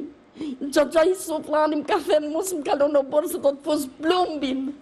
Nuk e duroj do të këtë jetë mizerje. Unë nuk i kam borë që kur kujtë më të më turduroj fëmin 21 ditë ti ku rrugëve. Kujtë ja kam borë. Ku jeton, ku ha, ku pi, ku fle. Kë nuk ishte mësuar me jetën shqiptare. Nuk cënon të njeri. Nuk dinte akoma frazat shqiptare që të me rejvesh. Edhe kur bizetonte me njerëzit më thoshte vitën pyeste, ku ma thot këtë kuptim? Pse ma tha këtë fjalë, nuk dinte. Ishte një fëmijë i drejtë, i pa djallëzuar. Kujtja beri borxh. Sa i gjatë është Aleksi? 1.70. 1.70. Atë ditë t'japim dhe njërë të dhënat se si mund të ke qenë i veshur atë ditë, megjithëse ju nuk e patë kur doli. Unë nuk e kam parë kur ka dalë. Besoj se ka kontrolluar në rrobat e tij dhe i ka të gjitha rrobat e reja në shtëpi. Besoj se ka pasur një bluzë ngjyrë ulliri siç mbajnë çunat me komça, pantallona jeans, edhe atletike të terapis pali ka të reja në shtëpi, nuk e di me çka ka ikur me një palë të vjetra. Ka pasur xhup me vete, ka pasur hiç vetëm atë bluzë ngjyrë ulliri. Një xhup që ja kisha blerë unë 35.000 lekë të zi, një të hollë kështu e kisha blerë vetë për qef. Ndoshta edhe atë puni shoh rrobat që i ka të tilla në shtëpi. Telefonin e ka pas me vete apo jo, sepse me atë telefon ju ka folur ju rreth orës 4 mbasdite. Më ka folur një herë rreth orës 11, më ka folur në orën 1:30 që për herë të parë ma tha atë shprehje, nuk ma kishte thënë ditë të tjera. Çfarë të tha? Këtë që e thash se më vjen dhe zor që ta them, se nuk duhet ta akuzoj njeri pa parë me sytë e mi, është një dyshim në era. Tani, këta janë njerëzit e burrit tim, nuk mund të vedor direkt të them se ma ka kryer këtë krim ose këtë veprim. Janë gjaku ju, po, janë gjaku im. E ka nip, e ka nip. Tani, duke parë këto konfliktet, tani gjakrat janë dhe të nxehura, duke u bazuar në fjalën e djalit, këtu në këtë telefon ekziston zëri i tij, të zbërthehen ato përlanda dhe të dëgohet thënjet e tija. Nuk më kishte thënë më përpara. Çfarë ju thanë? Më tha që mama, nga do të dal, ku do të shkoj, ku do të vete. shpërhimisht më ka thënë, gjitoni nuk më le të kaloj. Xhaxhai më ka thënë, kam thënë pikërisht, kur ta ka thënë këtë fjalë? Ka disa ditë më tha. Për momentin kam pas dikën në krah. Dhe ja kam thënë telefonin në vesh dhe ka dëgjuar. Më ka thënë kështu, unë për momentin shtanga, unë nuk dita çfarë ti thoshe fëmis, as i ka sri mbeta. Dhe nuk i thash asnjë gjë në atë kohë. Prit pak i thash. Ika isha e smurë nga ujrat që hyj e dal në lumë. Isha në showroom në Laç, mbarova, në orën 4 ishte telefonata e fundit e djalit. Ju sa herë shkoni në shtëpi kaloni vetëm nëpërmjet lumit? Në ujë kaloja, ujrat ishin shumë të ftofta, tani rrinë për hotele rrugëve ku mund të fle, hyj ndonjëherë, sepse duhet lahem, duhet shplahem. Edhe u smura rend rreth një javë kam qenë në showroom në Tiranë, në Krujë, në Laç, gjithandej. Vuaj, jam e smur me zemër, jam e smur me tension, jam me azm, plus problemet që kam nga ramatizma, shtylla kurrizit, me gjithë këto, që nuk mund të rezistoja atë ujë të ftohtë atje. Erdhi gjendja mu keqësua. Edhe a ditë shkova për showroom, ishte pa mundur, nuk qëndroja dot. Pritëm i thash, maman po vinë Mamuras, në orën 4. Kur shkove në Mamuras, pas sa kohë? Shkova, sa kur mora fugonat e Laçit, mbrita në Mamuras, nuk e gjeta djalin. Edhe telefoni djalit u mbyll në atë kohë dhe nuk e shah për me. Ta them se jeton. Dëshëroj se fëmia ime nuk ka dhimbje më të madhe në zemër dhe në shpirt, se kam qenë vetë nën, vetë baba për ata fëmijë. I kam prosferuar gjithçka atij fëmijë, jo atij, po dhe gjithë fëmijët e tjerë, nuk u ka munguar asnjë. Jam shkatëruar duke punuar në Greqi si skllave.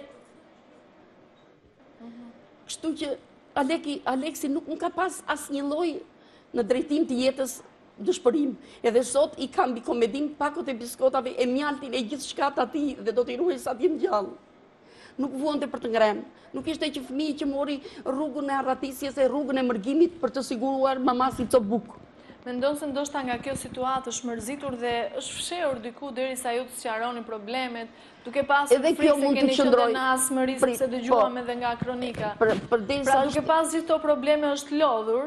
Edhe është fundit një djalë 27 vjeçar që nuk është mësuar me këto. Është mësuar me këtë realitet. Nuk është përplasur me këto. Mendoni ndoshta mund të jetë fshehur diku, mund të ketë shkuar diku derisa në drejtim të asmërisë. Unë t'ju kërkoj falje atyre ku janë, sepse i kam cënuar pak. I kam cënuar sepse janë verifikuar të gjitha, nuk ka dorë në këtë drejtim. Me policinë... Me policinë, pikërisht sot kam qenë dhe te krye prokurori, i cili është dorëzuar kallëzimi, kishte ndajtur gjithë këto ditë në heshtje. Diçka u shpreh, nuk është mirë që ta shpreh. Sot kalon te krye prokurori çështja. Nuk kam asnjë të dhënë nga policia. Edhe policia pra nuk ju ka thënë absolutisht asgjë konkrete. Nuk ka thënë, ka marrë telefon asnjë të re. Asgjë. Ju bëj thirrje të gjithë fugonave dhe shoferave të Laçit, edhe të Fushkrujës, ndoshta sepse kanë ndajtur duke pritur me çantë, siç thonë, se unë nuk e kam parë nena. Ndoshta e kanë parë.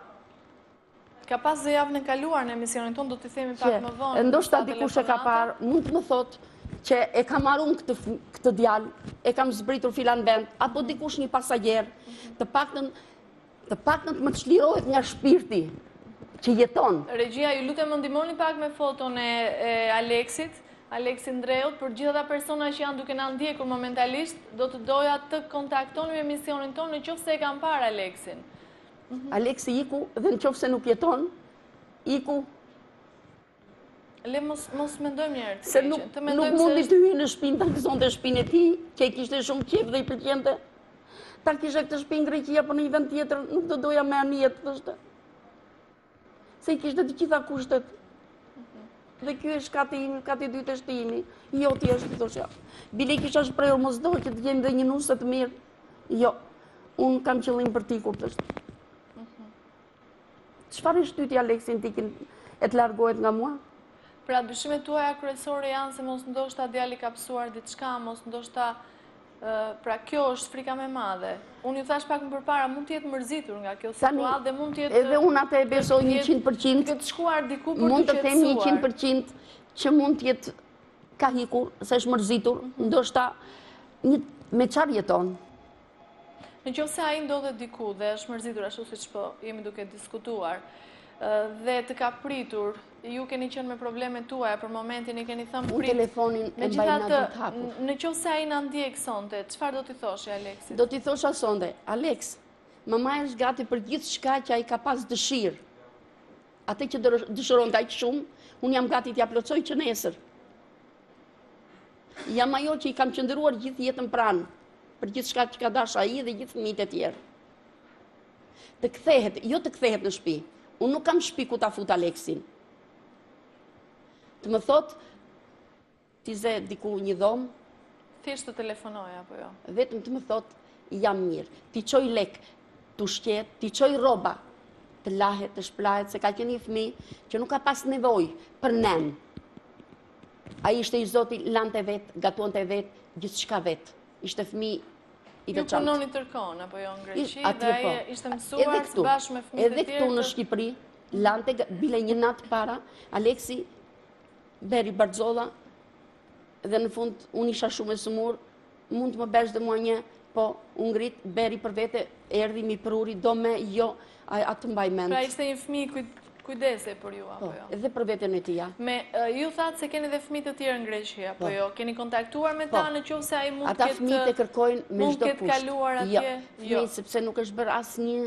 Në Greqi në çfarë zone keni jetuar? Në Athinë, në gjithë qendrat aty. Kohët e fundit, pra në Athinë keni jetuar? Atje janë, atje në Athinë kemi qenë gjithë ere. Nuk e besoj që të ketë shkuar, sepse ne kishim pikë synim, ati i pëlqente shumë Franca. Ka pas dashur të largohet drejt Francës. Edhe këte po priste. Në javën e kaluar, kur ne kemi transmetuar për të parë foton e Aleksit, ka pas disa telefonata, gjithsesi gjatë javës në vazhdim dhe nga kontakti që kemi pasur dhe me personat tjerë, por gazetar ka kontaktuar dhe me policinë, për të marrë vesh se ku janë me kërkime dhe për të marrë vesh se çfarë thuhet për Aleksin. Unë do doja t'ja u jep një fjalën, të marrim vesh pra cilat kanë qenë të rejat e fundit, por përpara do doja të më tregonit policia çfarë thot, cilat kanë qenë kërkimet që ata kanë bërë në lidhje me Aleksin dhe ku jemi me informacione. Natyrisht, kontaktet kanë qenë me policinë e rrethit Kurbinit, do të falenderoj shefin e krimeve të rënda në qytetin e Laçit, si dhe inspektorin e rendit në qytetin e Mamurësit, zotin Astrit Mirdita, i cili na ka ndihmuar që nga momenti që ne kemi shkuar në Mamuras dhe kemi xhiruar dhe në vazhdim, i cili ka qenë prezent në çdo kërkim dhe në çdo zhvillim të mëtejshëm rreth fatit të Aleksis Ndreu. Okej, falenderojmë, gjithsesi policia ka bërë detyrën. Ka bërë detyrën, do të them se nga ana e tyre deri tani, deri në këto momente të paktën është verifikuar se nuk ka ndodhur asnjë kalim jashtë kufirit shqiptar. Nga policia. Nga policia. Pasi, ashtu që tha dhe nëna, Aleksi ka patur dokumenta me vete, ka disponuar pasaportën biometrike dhe nuk ka ndodhur asnjë kalim pra me këtë pasaport. Të paktën deri tani këto kanë qenë kërkimet ose rezultatet që kemi pasur nga policia shqiptare. Ndërkohë, dua të vijoj me informacionet, pasi edhe ato kanë rëndësinë e tyre. Të kërkoj ndjes e vis, nëpërmjet policisë ata thjesht kanë vërtetuar se nuk ka kaluar nga kufiri, pra nuk ka kaluar asnjë pikë kufitare. E di se kam kërkuar dhe vetë kam shkuar në Durrës në terapikat. Po, atëherë vim tek... Gjithsesi nga policia kemi dhe përgjigjen që sipas mendimit të tyre, Aleksi vazhdon ende të qarkullojë nëpër qytete të ndryshme në Shqipëri. Dhe policia ka marrë informacione se është parë. Kjo është kryesore, nëse është Aleksi ky person, do të ishte shumë mirë sepse fillonim të kërkonim pra në rreth këtyre informacioneve. Ndërkohë, javën e kaluar, të gjithë teleshikuesit të cilët kanë ndjekur fotografinë dhe të dhënat kryesore të Aleksit kanë telefonuar dhe na kanë fokusuar nëpërmjet informacioneve të tyre në rrethte të ndryshme, por fillimisht një informacion i rëndësishëm është ai që tregon nga një qytetar nga Lezhë, i cili në qytetin e Lezhës ka marrë me makinën e tij Aleksin, ka qenë dita e martë e javës së kaluar, i cili e ka shoqëruar Aleksin deri në Mamuras, por nuk e ka ndaluar aty pasi Aleksi me dëshirën e vet nuk ka pranuar që të ndaloj dhe të zbresi në Mamuras, pasi i ka treguar se aty kishte disa probleme dhe nuk kishte dëshirë që të qëndronte aty. Dhe si përfundim, zotëria e ka lënë disa metra më tutje pasi ka kaluar qytetin e Mamurasit. Pra flitet për... Zotëria bazohet tek foto, ka biseduar... Jo, zotëria është shumë i sigurt, ka treguar që Aleksi ka pasur të veshur një xhup ngjyrë ulliri, ka pasur të veshur gjithashtu një palë xhinse si dhe këpucë të zeza. I kishte treguar se kishte qenë në Greqi më parë, plus veç të informacioni ka treguar se është larguar me dëshirën e vet nga shtëpia dhe për disa kohë nuk ka dëshirë që të kthehet në shtëpi. Kjo është ajo që ju ka thënë ky shoferi furgonit të qytetit Lezhës. Po. Gjithashtu një informacion tjetër na ka treguar për në qytetin e Tiranës, ku thuhet se përpara 5 ditësh telefonuesi e ka takuar Aleksin në një lokal në rrugën e Kavajës, i quajtur non-stop, i cili ka kërkuar që të shiste një telefon të prodhimit kines, marka ende nuk bëhet e ditur, dhe si pas ti, këtë telefon ka arritur që ta shes, dhe ky person, i cili pretendoj se është Aleksi, dhe zotëria niset gjithmonë nga fotoja, i ka treguar se jetonte në Tiranë dhe për disa ditës kishte marrë një banesë me qera. Ndërkohë do doja të pyesja maman e Aleks, çfarë telefoni ka pasur? Çfarë marke? Nëse e mbani mend. Nuk e di mirë, po ai kishte një telefon të shtrenjtë. Nuk e besoj ta shiste. Nëse ka ngelur pa lek, si që tonë ju s'ka marrë shumë lek me vete... Nëse ka ngelur pa lek, ai e dinte që mamaja tja nuk ja kursente lekët. Dhe shumë kollaj mund vinte shtëpi, ose tek ai Damjani dhe thoshte se zakonisht, kur isha larg jalia atja diçka, në 1 lek, në 50, 30, jam këtu në këtë vend, urdhro. Nuk e besoj që të ketë arritur të shesi telefona, se e di që unë nuk isha pa lek. Do vinte te mama dua kaq lek. Tek daja i tim Berat do shkonte, do kërkonte. Tek motrat e mia që kanë ardhur Kastile nga Greqia, të cilat i çojnë kush e di sa mesazhe për çfarë do të përgjigjemi ne. Nuk është i kategorisë Aleksi që të shesi telefona. Një telefon do i duhet. Unë dua t'ju them se nëse ai ka ngelur pa lek, natyrisht është detyruar ta shesi. Nëse do të kërkonte tek ju, nuk do të largohej fare nga shtëpia. Marrim të mirëqen faktin, nëse ai është larguar me dëshirën e tij pasi është mërzitur nga të gjitha këto probleme. Ne nuk do të presim, nuk do të nxitohemi duke nxjerrë konkluzione, por thjesht jemi duke bërë tani supozime në bazë të këtyre informacioneve që vijnë. Atë desha t'ju pyes, kjo fugoni, ky që e ka marrë nga Lezhë, unë faktikisht kanë vënë Keni në njëri në Lezhë, ka shkuar në njëri në Lezhë? Kanë vënë lajmërimet me gjithë fotografinë e Aleksit, i kanë vënë në Lezhë, të tillë fotografie i kanë vënë në të gjitha qytetet deri në Durrës. Njoftim, filan datë ka humbur, mos e ka parë, na njoftoi dikush. Është e njëjtë fotografi që kanë vënë në të tëra letrat. Tani në Lezhë ju keni pasur ndonjë... As nuk e kam ditur as unë as ai atë qytet. Ai ka shkuar ndonjëherë gjatë këtyre 4 muajve ndonjëherë në Lezhë? Kur ka bërë pasaportën biometrike. Ka shkuar në Lezhë? Po, ka shkuar me mua që kanë nxjerrë pasaportën. Pasaportën ndërkohë e ka lënë në shtëpi, ka marrë ndonjë dokument? Jo, e ka me vete, e ka me vete pasaportën. Nuk ka dokument në shtëpi. Nuk ka asnjë dokument, i ka marrë me vete të gjitha. Po, Evis. Aida, ndërkohë, duat të them se edhe ditën e sotme ka pasur informacion që flasin sërish në Tiranë, po. Nëpërmjet numrit tonë të mesazheve ka ardhur informacion që një person tregon që ditën e shtunë, pra këtë shtunë sapo ka kaluar, e ka parë në Laprak tek dogana. Në Laprak tek dogana? Po, tek dogana niset sërish nga gjashmëria, e ka parë si kalimtar duke kaluar rrugës. Japim njëherë foton regjia për gjithë ju që na ndiqni momentalisht pra nga Lezhë, Mamura, Silaçi, Tirana, Berati, sepse këto janë zonat ku mund të shkonte Aleksi Ndreu. Nëse keni parë të djalë, do t'ju lutesha të kontaktoni me emisionin tonë, por dhe vetë Aleksit, nëse na ndjek sonte, thjesht të telefononte, të lajmëronte nënën e tij që është shëndoshë mirë dhe nuk askush më tej nuk do ta shqetësoj. Po. Mbase nuk është edhe e lehtë ta themi, por do ta them se emëruesi përbashkët i gjithë këtyre telefonatave dhe informacioneve që kanë ardhur nga të gjithë telefonuesit, na kanë treguar se Aleksi kudo është shprehur që është larguar me dëshirën e vet nga shtëpia dhe për disa kohë sa po të sqarojnë disa probleme, nuk do të kthehet në shtëpi, për disa motive personale. Mbase nuk është personi që ne flasim, gjithsesi të gjithë teleshikuesit kanë pohuar të njëjtën gjë, një pjesë dërmuese e tyre. Kanë treguar se gjatë bisedave me Aleksin, ju ka pohuar të njëjtën gjë, që ai nuk dëshiron të kthehet në shtëpinë e tij.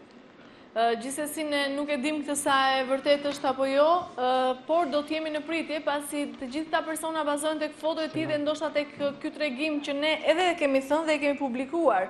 Por edhe një herë sa i gjatë është Aleksi? 1,70. 1,70 i gjatë, ka pas ndonjë shenjë dalluese? Absolutisht, siç është aty. Siç është në foto. Pra, këto janë të dhëna të ditë që është larguar, ka qenë me një bluzë ngjyrë ulliri, me komça përpara, pantallona zeza, xhinkse, atlete dhe një xhup të hollë të zi. Ka 21 ditë që është larguar nga shtëpia dhe nuk është kthyer më, janë të lutur të gjitha ata persona që ndoshta e kanë parë këtë djalë, të kontaktojnë me emisionin ton, ka 4 muaj që është kthyer nga Greqia, mbas një emigrimi prej shumë vitesh që kanë bërë familjarët e tij atje. Aleksi ka shkuar në moshë të vogël dhe 21 vjet ka jetuar në shtetin grek. Ndoshta edhe në të folurën ka dhe shumë probleme, pra shumë fjalë nuk i kupton. Nuk shprehet si që shprehemi ne në fjalit. Po.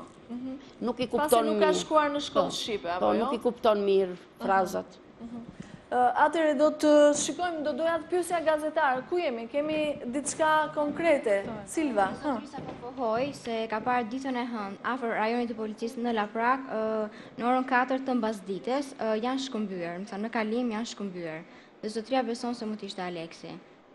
Të policisë në Laprak? Po, më thënë në orën 4 mbasdite të rajonit të policisë, afër rajonit të policisë në Laprak. Për çfarë ditë? Ditën e hënë. Ditën e hënë. Zotëria thjesht janë shkëmbyer janë shkëmbyer në rrugë dhe beson se mund të ishte Aleksi duke bazuar dhe nga fotografia. Ka diçka tjetër përveç kësaj? Pra kemi diçka tjetër? Ndonjë person që mund ta ketë parë atë ditë se ai është larguar, natyrisht në qoftë se është larguar nga shtëpia, mund të jetë larguar me furgon, me makinë, me taksi. Simbas fjalës që ka thënë ai Damjani, në orën 3:20 ka qenë në lokalin e atij dhe ka hikur. Ka dalë poshtë urës Drojës, do me thënë është një urë që kalon 100 metra, ati është një këthes që merret rruga për fugonat dhe dalin poshtë në autostradë për Tiranë dhe të tjerë të kalojnë për Fushkruj. Është një këthes që përpiqen 2 palë drejtime. Është e pamundur që mos ta ketë parë ndonjë. Sepse ka qenë rreth ora 3 apo jo? Ka qenë ora 4 kur më ka telefonuar. 4 kur ka telefonuar. Ndërkohë në orën 4 të ka thënë se unë jam në rrugë, të ka thënë se jam në shtëpi, çfarë të ka thënë? Më tha ku je? Jam po vi. Ku je tani? Jam në Laç po vi. Thash, për sa vonohesh? Sa të vi fugoni, thash, do vi. Dhe në atë kohë u mbyll telefoni, nuk u hap më. Kemi diçka tjetër. Ai do të thotë se numri na më thotë dispononte vet Aleksi, është pak nga përgjigjet e policisë. Jam parë tabulate, çfarë? Është hapur 2 herë deri tani, domethënë që nga dita që ai është humbur një kur është vënë dieni edhe nëna e tij. Po gjithashtu është hapur edhe një herë tjetër, pra ka qëndruar i hapur telefoni për rreth 5 minuta dhe më vonë është fikur sërish. Tani ne nuk e dim nëse ai është në përdorim të Aleksit apo ndonjë personi tjetër. Megjithatë, telefoni i tij pra aq kohë sa flasim deri në këto momente është hapur 2 herë deri në këto çaste. Policia mund të edhe në bazë të tabulateve gjithmonë dhe kompanisë me të cilën ai ka folur mund të bëjnë edhe ndoshta dallimin se nga çfarë zone ai telefononte. Në datën 7 ka bërë telefoni i tij ka bërë një telefonat. Tani unë e kam kërkuar sot. Po? Edhe sot kanë shkuar letrat e krye prokurori, më tha që do ju thres. Do me thënë do marrë çështjen. Ka krim apo nuk ka? Po, e kuptoj. Kemi diçka tjetër? A kemi ndonjë telefonat tjetër në lidhje me Aleksin? Do të jemi në pritje, zonja Polikseni, do të presim. Unë shpresoj që në qoftë se ai është shëndoshë mirë, kjo është kryesorja. Nëse është shëndoshë mirë, mua të më çoj një telefon. Thjesht të telefonoj. Ti çoj, në qoftë se nuk do, ti çoj lek me Western Union. Kudo që të jetë ti marri me pasaportë. Atëre, se nuk mund ta lënë në rrugë pa lek. Një fëmijë 27 vjeç i rritur në Greqi me gjithë mirat, e të katandiset rrugëve pa bukë, pa lek, nuk e kuptoj, vetëm qofse nuk është në gjendje logjike me.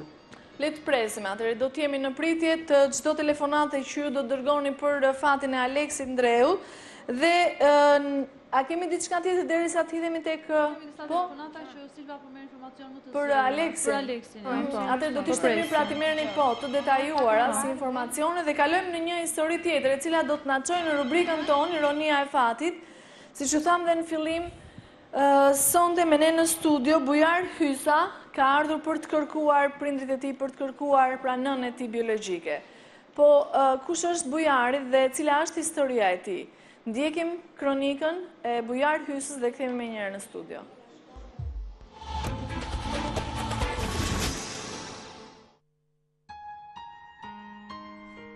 Shpeshjeta të surprizon me të parpritjet e saj dhe arrin të godas pa njohur mosh, duke të vënë përballë një realiteti të cilin do doje të ishte ndryshe.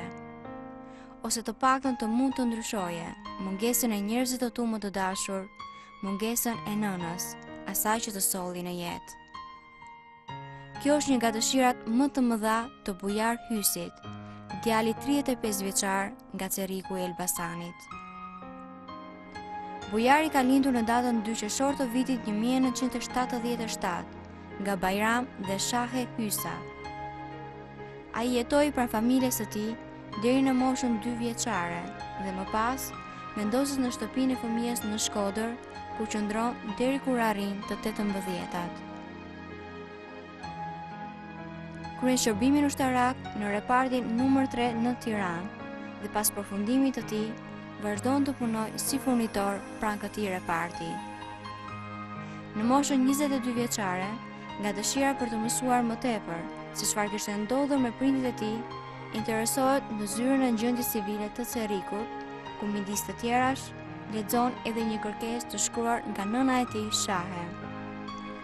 Detyrohem t'ia lënë në rritje djalin tim shtetit, pasi bashorti më është larguar nga jeta dhe ekonomia e dobët s'është as pak e mjaftueshme për një jetë të shëndosh dhe harmonike për një fëmijë. Kjo ishte e vetmja e dhënë që arriti të siguronte dhe përpjeket nuk u ndalën asnjë çast për të rënë në gjurmët e saj. Në vitin 2007, bujari martohet me Lulietën dhe vendosen në Fushkruj falëndimesës së familjes së saj. Qëndrimi në këtë qytet ishte i shkurtër dhe më pas ata zhvendosen drejt Vorës, ku jetojnë dhe aktualisht. Prej 16 muajsh, ata janë prindër të një djali të vogël, të cilin bujari e ka quajtur Bajram. Njësoj si emri babait të tij biologjik, të cilin nuk mundi ta njohë kurrë, por të paktën shpreson të shohë portretin e tij nëpërmjet një fotografie.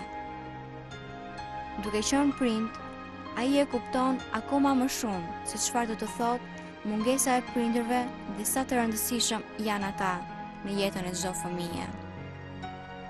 Sot shumë gjëra kanë ndryshuar dhe ai vetëm me forcat e tij ndërtoi familjen e re dhe të vetme.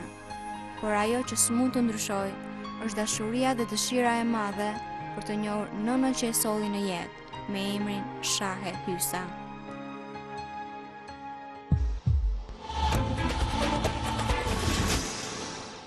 Pra, kjo është historia jote, Bujara, apo jo?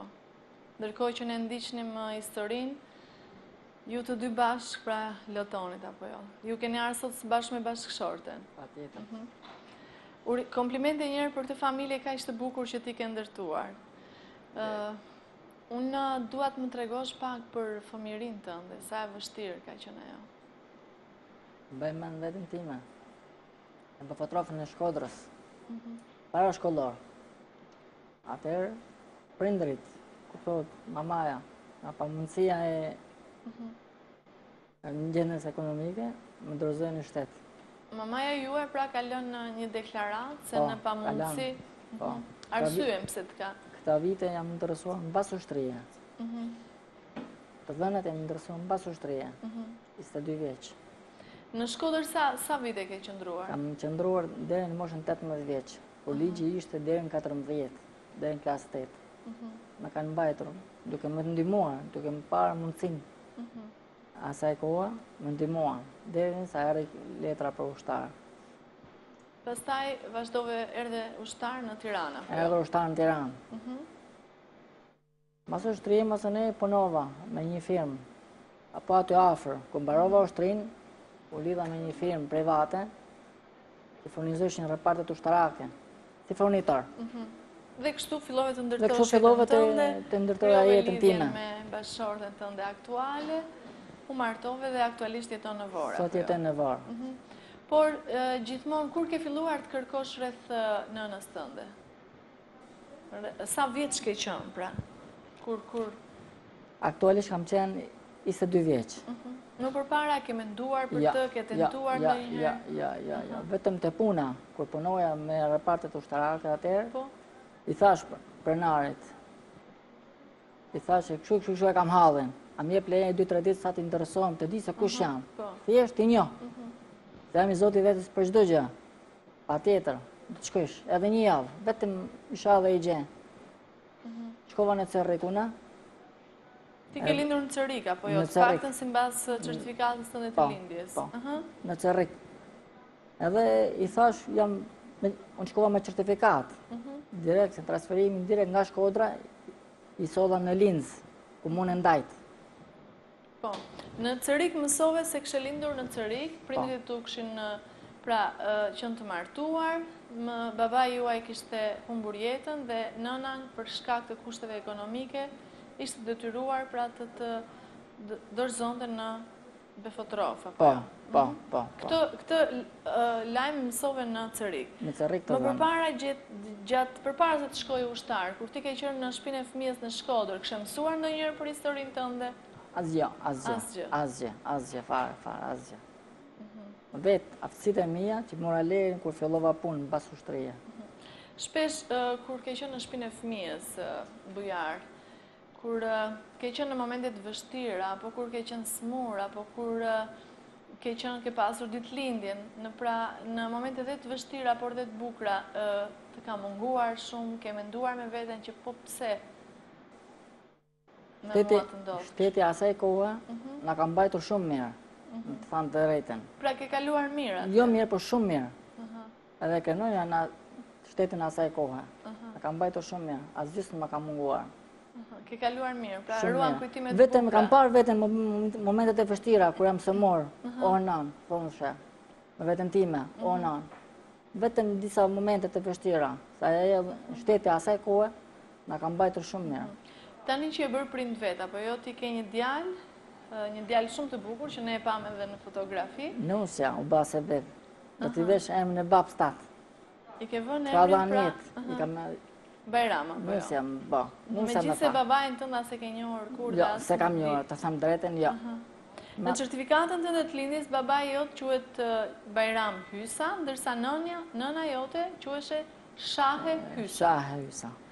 Ti ke lindur dhe njerë në 2 qershor të vitit 1977, apo jo, në Cerik të Elbasanit. Po. Në moshën 2 vjeçare, i e dorëzuar nga nëna jote në Befotrofin e Shkodrës. Këto kanë qenë të dhënat, pra që ti ke ditur, apo jo? I kam marrë në gjenet civile, të dhënë e kam marrë vetë në gjenet civile.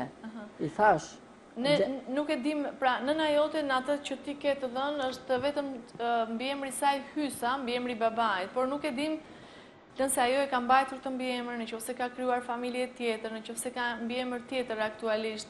Thjesht ju dini vetëm emrin e saj që ka Shahe, apo jo? Po. Nëse ajo të ndjek sonte, kanë kaluar shumë vite, apo jo? Kanë kaluar rreth 35 vjet. E vërtet. Shumë e vërtet. Çfarë do t'i thosh? Vetëm t'jenë shëndoshe mirë. Unë jam shumë mirë dhe këzoj shëndet e plotë. Thjesht, interesi im është vetëm t'jetë gjallë. Mbaret mundësit e saja, koptohet, në bazë mund t'jenë martu me tjetër. Aja ka vëndin e vetë në shtëpin time. Pra dëshëron të takosh një herë, apo jo? Pa tjetër, vetëm t'jetë shëndoshe mirë. Ne kemi filluar kërkimet bujar, unë doja t'ja kaloja fjallën në gazetare, po Silva? Me njëherë ne kemi filluar kërkimet tona, hapi parë ka qenë në shtëpinë e fëmijës në Shkodër, ku bujari ka qëndruar nga mosha 2 deri në moshën 18 vjeçare. Ata na kanë pohuar se të dhënat që ata zotërojnë janë po ato të dhënat që zotërojnë dhe bujari. Nuk kanë vetëm të dhënat personale të bujarit, atësia, nëna dhe data e lindjes. Nuk kanë asnjë lloj të dhënë në lidhje me prindrit, do të thonë se si quajnë gjyshërit, ku kanë lindur, datindja e tyre. Kjo ka qenë për arsye sepse bujari është dorëzuar nga ana e shtetit dhe jo nga vetë prindi, do të thonë jo nga nëna e tij Shahe. Më pas ne kemi kërkuar në Cerik, apo jo, në vendin e tij të lindjes, se çfarë ka ndodhur nëse vazhdon të ekzistojë kjo familje, paktën dhe nga familja e babait me mbiemër Hysa, nëse kanë dëgjuar ndonjë histori të tillë në Cerik, sepse ndoshta na ndjekin sonte nga Ceriku dhe shpresoj të na ndihmojnë pra me këtë familje. Po për këtë arsye ne kemi telefonuar disa familje të cilat jetojnë në Cerik dhe kanë mbiemrin Hysa. Disa prej tyre kishin shumë vite, që nga vitet 1960 që jetonin në Cerik dhe fatkeqësisht nuk njihnin, do të thonë persona me emrin Bajram Hysa apo Shahe Hysa. Disa prej tyre na sugjeruan se mase kanë qenë të ardhur dhe më pas janë shpërngulur dhe nda kjo është arsyeja të cilën ne nuk i njohim persona me këto të dhëna. Gjithashtu do të them që janë nëse zonja Shahe nuk e ka ndruar mbiemrin e saj, do të thonë mbiemrin e burrit. Rezultojnë 6 persona me emrin Shahe Hysa dhe njëra prej tyre do të thonë burin nuk e ka, do të thonë burri ka ndruar jetë, Por faktikisht, më thënë, në mosha e saj, kur është ka lindur bujari, pra në vitin 1977, është një moshë e madhe dhe nuk e din nëse është kjo zonjë apo jo, do të thënë, nëna e bujarit. Megjithatë është një pikë, do të thënë, që për ne është dyshuese dhe që ja vlen, do të thënë, për të kërkuar akoma më tepër. Bujari ka lindur në vitin 1977, në moshën 2 vjeçare është dorëzuar me fotografinë e Shkodrës, pra në vitin 1979 është dorëzuar. Gjithashtu dua të them që ne kemi kontaktuar dhe me kryetarin e bashkisë qytetit të Cerrikut, i cili zoti Servet, cilin dua ta falenderoj, është treguar shumë i gatshëm. Kontakti me të është bërë për arsye sepse duke qenë dhe kryetara i di shumë mirë se cilat janë familjet që jetojnë në këtë qytet. Ai është treguar i gatshëm për të na ndihmuar, gjithashtu edhe nëpërmjet zyrës së punonjëses së zyrës së gjendjes civile, e cila është treguar shumë e gatshme dhe jemi ende të një pritje, do të thënë, nga ana e saj për një përgjigje dhe besoj se do jemi në një përgjigje pozitive nga, do të thënë, rreth të dhënave të prindërve, do të thënë, të bujarit. Ta shpresojmë këtë sepse ne do të kërkojmë nëpërmjet gjendjes civile që të marrim trungun familjar të nënës tuaj në mënyrë të tillë që të mësojmë mbiemrin e saj të vajzërisë. Dhe në këtë mënyrë ndoshta bijem në gjurmë të saj, por gjithsesi duke shpresuar se ajo na ndjek sonte, kthehemi në 2 qershor të vitit 1977 dhe pikërisht në ditën kur ajo ka lindur, pra bujarin, do t'i lutesha edhe një herë të kthej kokën mbrapa dhe pavarësisht arsyeve ekonomike, thjesht të lajmërohet me djalin dhe të takohen mbas kaq vitesh. Në moshën 2 vjeçare e detyruar, ajo e ka dorëzuar në befotrofin e Shkodrës dhe që nga i moment ata kanë humbur lidhjet me njëri tjetrin. Këto janë ato që dëshironim pra të jepnim. Megjithatë unë do doja të pyesja, kemi ndonjë telefonat sonte për sa i përket kësaj historisë së bujarit, po? Besoj se do jemi në pritje Aida, meqenëse dhe rasti sapo u publikua dhe do jemi në pritje deri në fund të emisionit. Le ta shpresojmë këtë. Bujar, ke diçka tjetër për të shtuar? Unë do doja t'ja kaloja fjalën edhe bashkëshortes suaj, zonjës Lulieta. Lulieta, ti ke përjetuar pothuajse çdo ditë, apo jo? Atë që përjeton dhe bujari. Derisa jam martuar me këtë, kemi bashkëtu bashkë. Jemi martu, kemi ndërtu familjen tonë, ka punu rregullisht. E kam deri tash jam shumë shkëlqyer me të. Bashkëshort shumë e mirë. Është bashkëshort shumë e mirë, Shumë shumë e mirë. Ditë për kujdeset për familjen, për shoqërinë, për miqësinë, për gjithë. Ndërkohë e ke përjetuar dhimbjen që ai ka, se si do qoftë në një farë mënyre ti ke familjen ndërsa ai s'ka asnjë, apo jo? Po edhe unë kam. Dhe kjo është arsyeja pse e ke shtyr akoma më shumë që të vinë në emisionin ton për të kërkuar nënën. Po kjo është mbi gjitha i ka sjell jetën. Edhe siç shkojnë te prindët e mi edhe këtë shkoj te prindët e vet. Siç bëjnë për fisin tim edhe kam dëshirë që edhe këtë bëj për vetë. Bujar, cila është ajo që të shtyn sot mbas kaq vitesh, megjithëse ajo në moshën 2 vjeçare të ka lënë detyruar nga arsyet ekonomike, por çfarë ndjen sot ti për atë person? Thjesht. Unë dua vetëm të jetë mirë me shëndet e plotë, mos më mungon asgjë. Thjesht ta takosh, apo të marrësh vesh se kush është personi që të ka sjellë në jetë? Dua ta njoh. Do ta njoh. Si ka sjellë në jetë. Shpresojmë që ne ta japim këtë mundësi, do të presim nëse do të ketë diçka sërish neve do të ndryshojmë pra rrjedhën. Me sa shikoj ka telefonata, atëherë do doja të më bëni një përmbledhje sepse kemi ardhur në fund të emisionit. Do doja të më bëni një përmbledhje me të gjitha informacionet që keni mbledhur sonte, duke filluar që nga rastet e para që kemi publikuar dhe deri për momentin ku jemi. Benard, në lidhje me Bleona Matëna, ka pasur diçka, ka pas në një lëvizje, në një telefonat?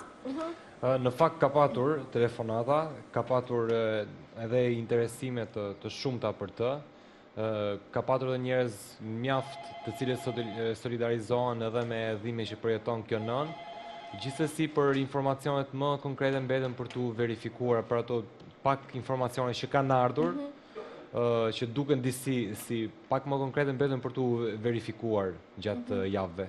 Ndërkohë, të tjera të dhëna në lidhje me Ismail Taipin, a kemi diçka tjetër, po? Në lidhje me Ismailin, informacionin që kishte marrë Dorina pak më para, ja kam kaluar dhe bashkëpunëtores, në Belgjik. Është një ngjarje që s'ka ndodhur në vitet 60 apo jo? Është shumë interesante faktikisht, gjëra të cila normalisht nuk ta kishe shkuar në mend, por që normalisht do ta verifikojmë në ditët që vjen. Është shumë interesante dhe ndoshta mund të arrijmë të nxjerrim diçka nga ky informacion. Atëherë, cilat të shpresojmë që të bijem në gjurmë të familjes, unë shpresoj që ai të jetë gjallë dhe pse jo të japim mundësinë motrës dhe motrave dhe vllajt të tij të flasin me të mbas kaq vitesh. Megjithatë, kemi atëherë të tjera, cilat po. Për Robertin. Informacione të ndryshme patëm natën e sotme dhe gjithashtu ndihmë nga shumë persona, domethënë që do verifikojnë dhe do kontrollojnë dhe për në zyrat e dokumentacionit. Për sa i përket pistës së Gjermanisë, jeni lidhur, ndoshta keni arritur të kontaktoni me atë lokal për të cilin tha se mund të Kam informacionet e para, domethënë edhe thash mbetet pak e zbet për momentin, por besoj që do ta zbardhim javën në vazhdim informacionin e Gjermanisë. Sot ka pasur një sër të madhe telefonatash, një sër telefonatash në lidhje me Robert Hoxhën, kanë ardhur disa të dhëna me email, të shikojmë, është Roberti ky person apo kush është, edhe një herë për të gjithë ju, atësia e tij është Refat dhe ka lindur në 8 qershor të vitit 1978 në shtëpanjë të Elbasanit. Këto janë të dhënat kryesore, gjithsesi do të verifikohen të gjitha këto informacione si në Gjermani, por dhe në Kavala, në Greqi, madje është dhënë dhe një vend tjetër që mua më tha pak më përpara Seda për në Seres. Një informacion shumë i rëndësishëm, një zotri pohon se ka punuar me të para 2 vjetësh, apo jo Seda, në Seres dhe më tej e ka njohur që në Kavala, aty njëhet me emrin Sokrat. Nuk e dim, është Roberti apo jo, por gjithsesi do të shikojmë, do të verifikojmë dhe këtë informacion, zotria ka lënë dhe numër telefonit, duam ta falenderojmë për këtë informacion që ka dhënë. Ndërkohë, po, Silva. Shkoj që për Agron Mahallën hapet një pistë tjetër në përveç Greqisë, po për Agron Mahallën, për në Gjermani. Nuk e di se sa i sigurt, do të them se sa i vërtet mund të jetë si informacion, një zonjë pohon se para 2 vitesh e ka takuar në Gjermani, më parë ka qenë në Greqi, është i martuar dhe mund të punojë në restorant si kamarier. Është informacion që do verifikohet gjithashtu dhe do të publikohet. Zonja nga bazohet. Thjesht ka qenë në Greqi. Është informacion që ka nëpërmjet mesazhit dhe zonja Këmgull, domethënë që është vërtet Agroni dhe biles ajo pohon se ndoshta mund të vijë ajo vetë na e verifikoj domethënë këtë informacion. Dhe është një informacion që do verifikohet, ja kalojmë gjithashtu edhe Blerinës. Ka pasur 2 pista të tjera përveç Greqisë, siç është Gjermania dhe Zvicra. Të gjitha këto mund t'ju kalojnë bashkëpunëtorëve tanë në të 2 vendet përkatëse për t'i verifikuar. Ndërkohë, informacione të tjera, Dorina. Në fakt, kam bërritur një informacion për rastin e Robert Hoxhës dhe telefonuesi pohon sipas informacionit që gazetarja jep në lidhje me restorantin Kalimera në Mosgaboj, në Gjermani. Bëhet fjalë gjithmonë për në Gjermani. Zotria jep numrin e telefonit të restorantit. Të restorantit, shumë mirë. Atëherë mund ta provojmë dhe të telefonojmë të marrim vesh është apo jo. Të marr vesh të vërtetën nëse është vërtet Roberti që ne po kërkojmë. Vis po. Në Tiranë, kanë ardhur informacione që e kanë parë edhe në Berat, aty jetojnë dhe dajat e tij, vëllezërit e zonjës në studio. Edhe këta tregojnë të sigurt, por gjithsesi nuk e di, është informacion që është parë këto ditë të fundit. Të shikojmë. Fjala e fundit i jepet. Të gjitha do të verifikohen nëse është vërtet Aleksi ky person apo jo. Me sa shikoj vazhdojnë të vinë telefonatat, por ne duhet ta mbyllim këtu të nderuar miq, pasi kemi ardhur pra në fund të emisionit për mbrëmjen e sotme. Në fillim të këtij emisioni, pra ne kemi arritur të lidhim mbas 11 vjetësh Valdet Elshani me babain e tij, me cilin nuk ishte kontaktuar nga viti 99 dhe nuk e kishte parë nga viti 1992. Kanë arritur të flasin në këtë studio drejt për së drejti në kohë reale dhe janë larguar më të lumtur se kur. Ka pas informacione të tjera të cilat ngelen për të verifikuar gjatë ditëve në vazhdim. Mos harroni ritransmetimin e emisionit tonë ditën e nesërme rreth orës 10:30 të paradites, pasi ne jemi në zyrat tona për të pritur këto telefonata dhe informacione që ju dërgoni në adresë të rastet të publikuara. Bashkë do takojmë javës që vjen. Faleminderit për vëmendjen, për mbështetjen tuaj. Deri atëherë natën e mirë dhe mirupafshim.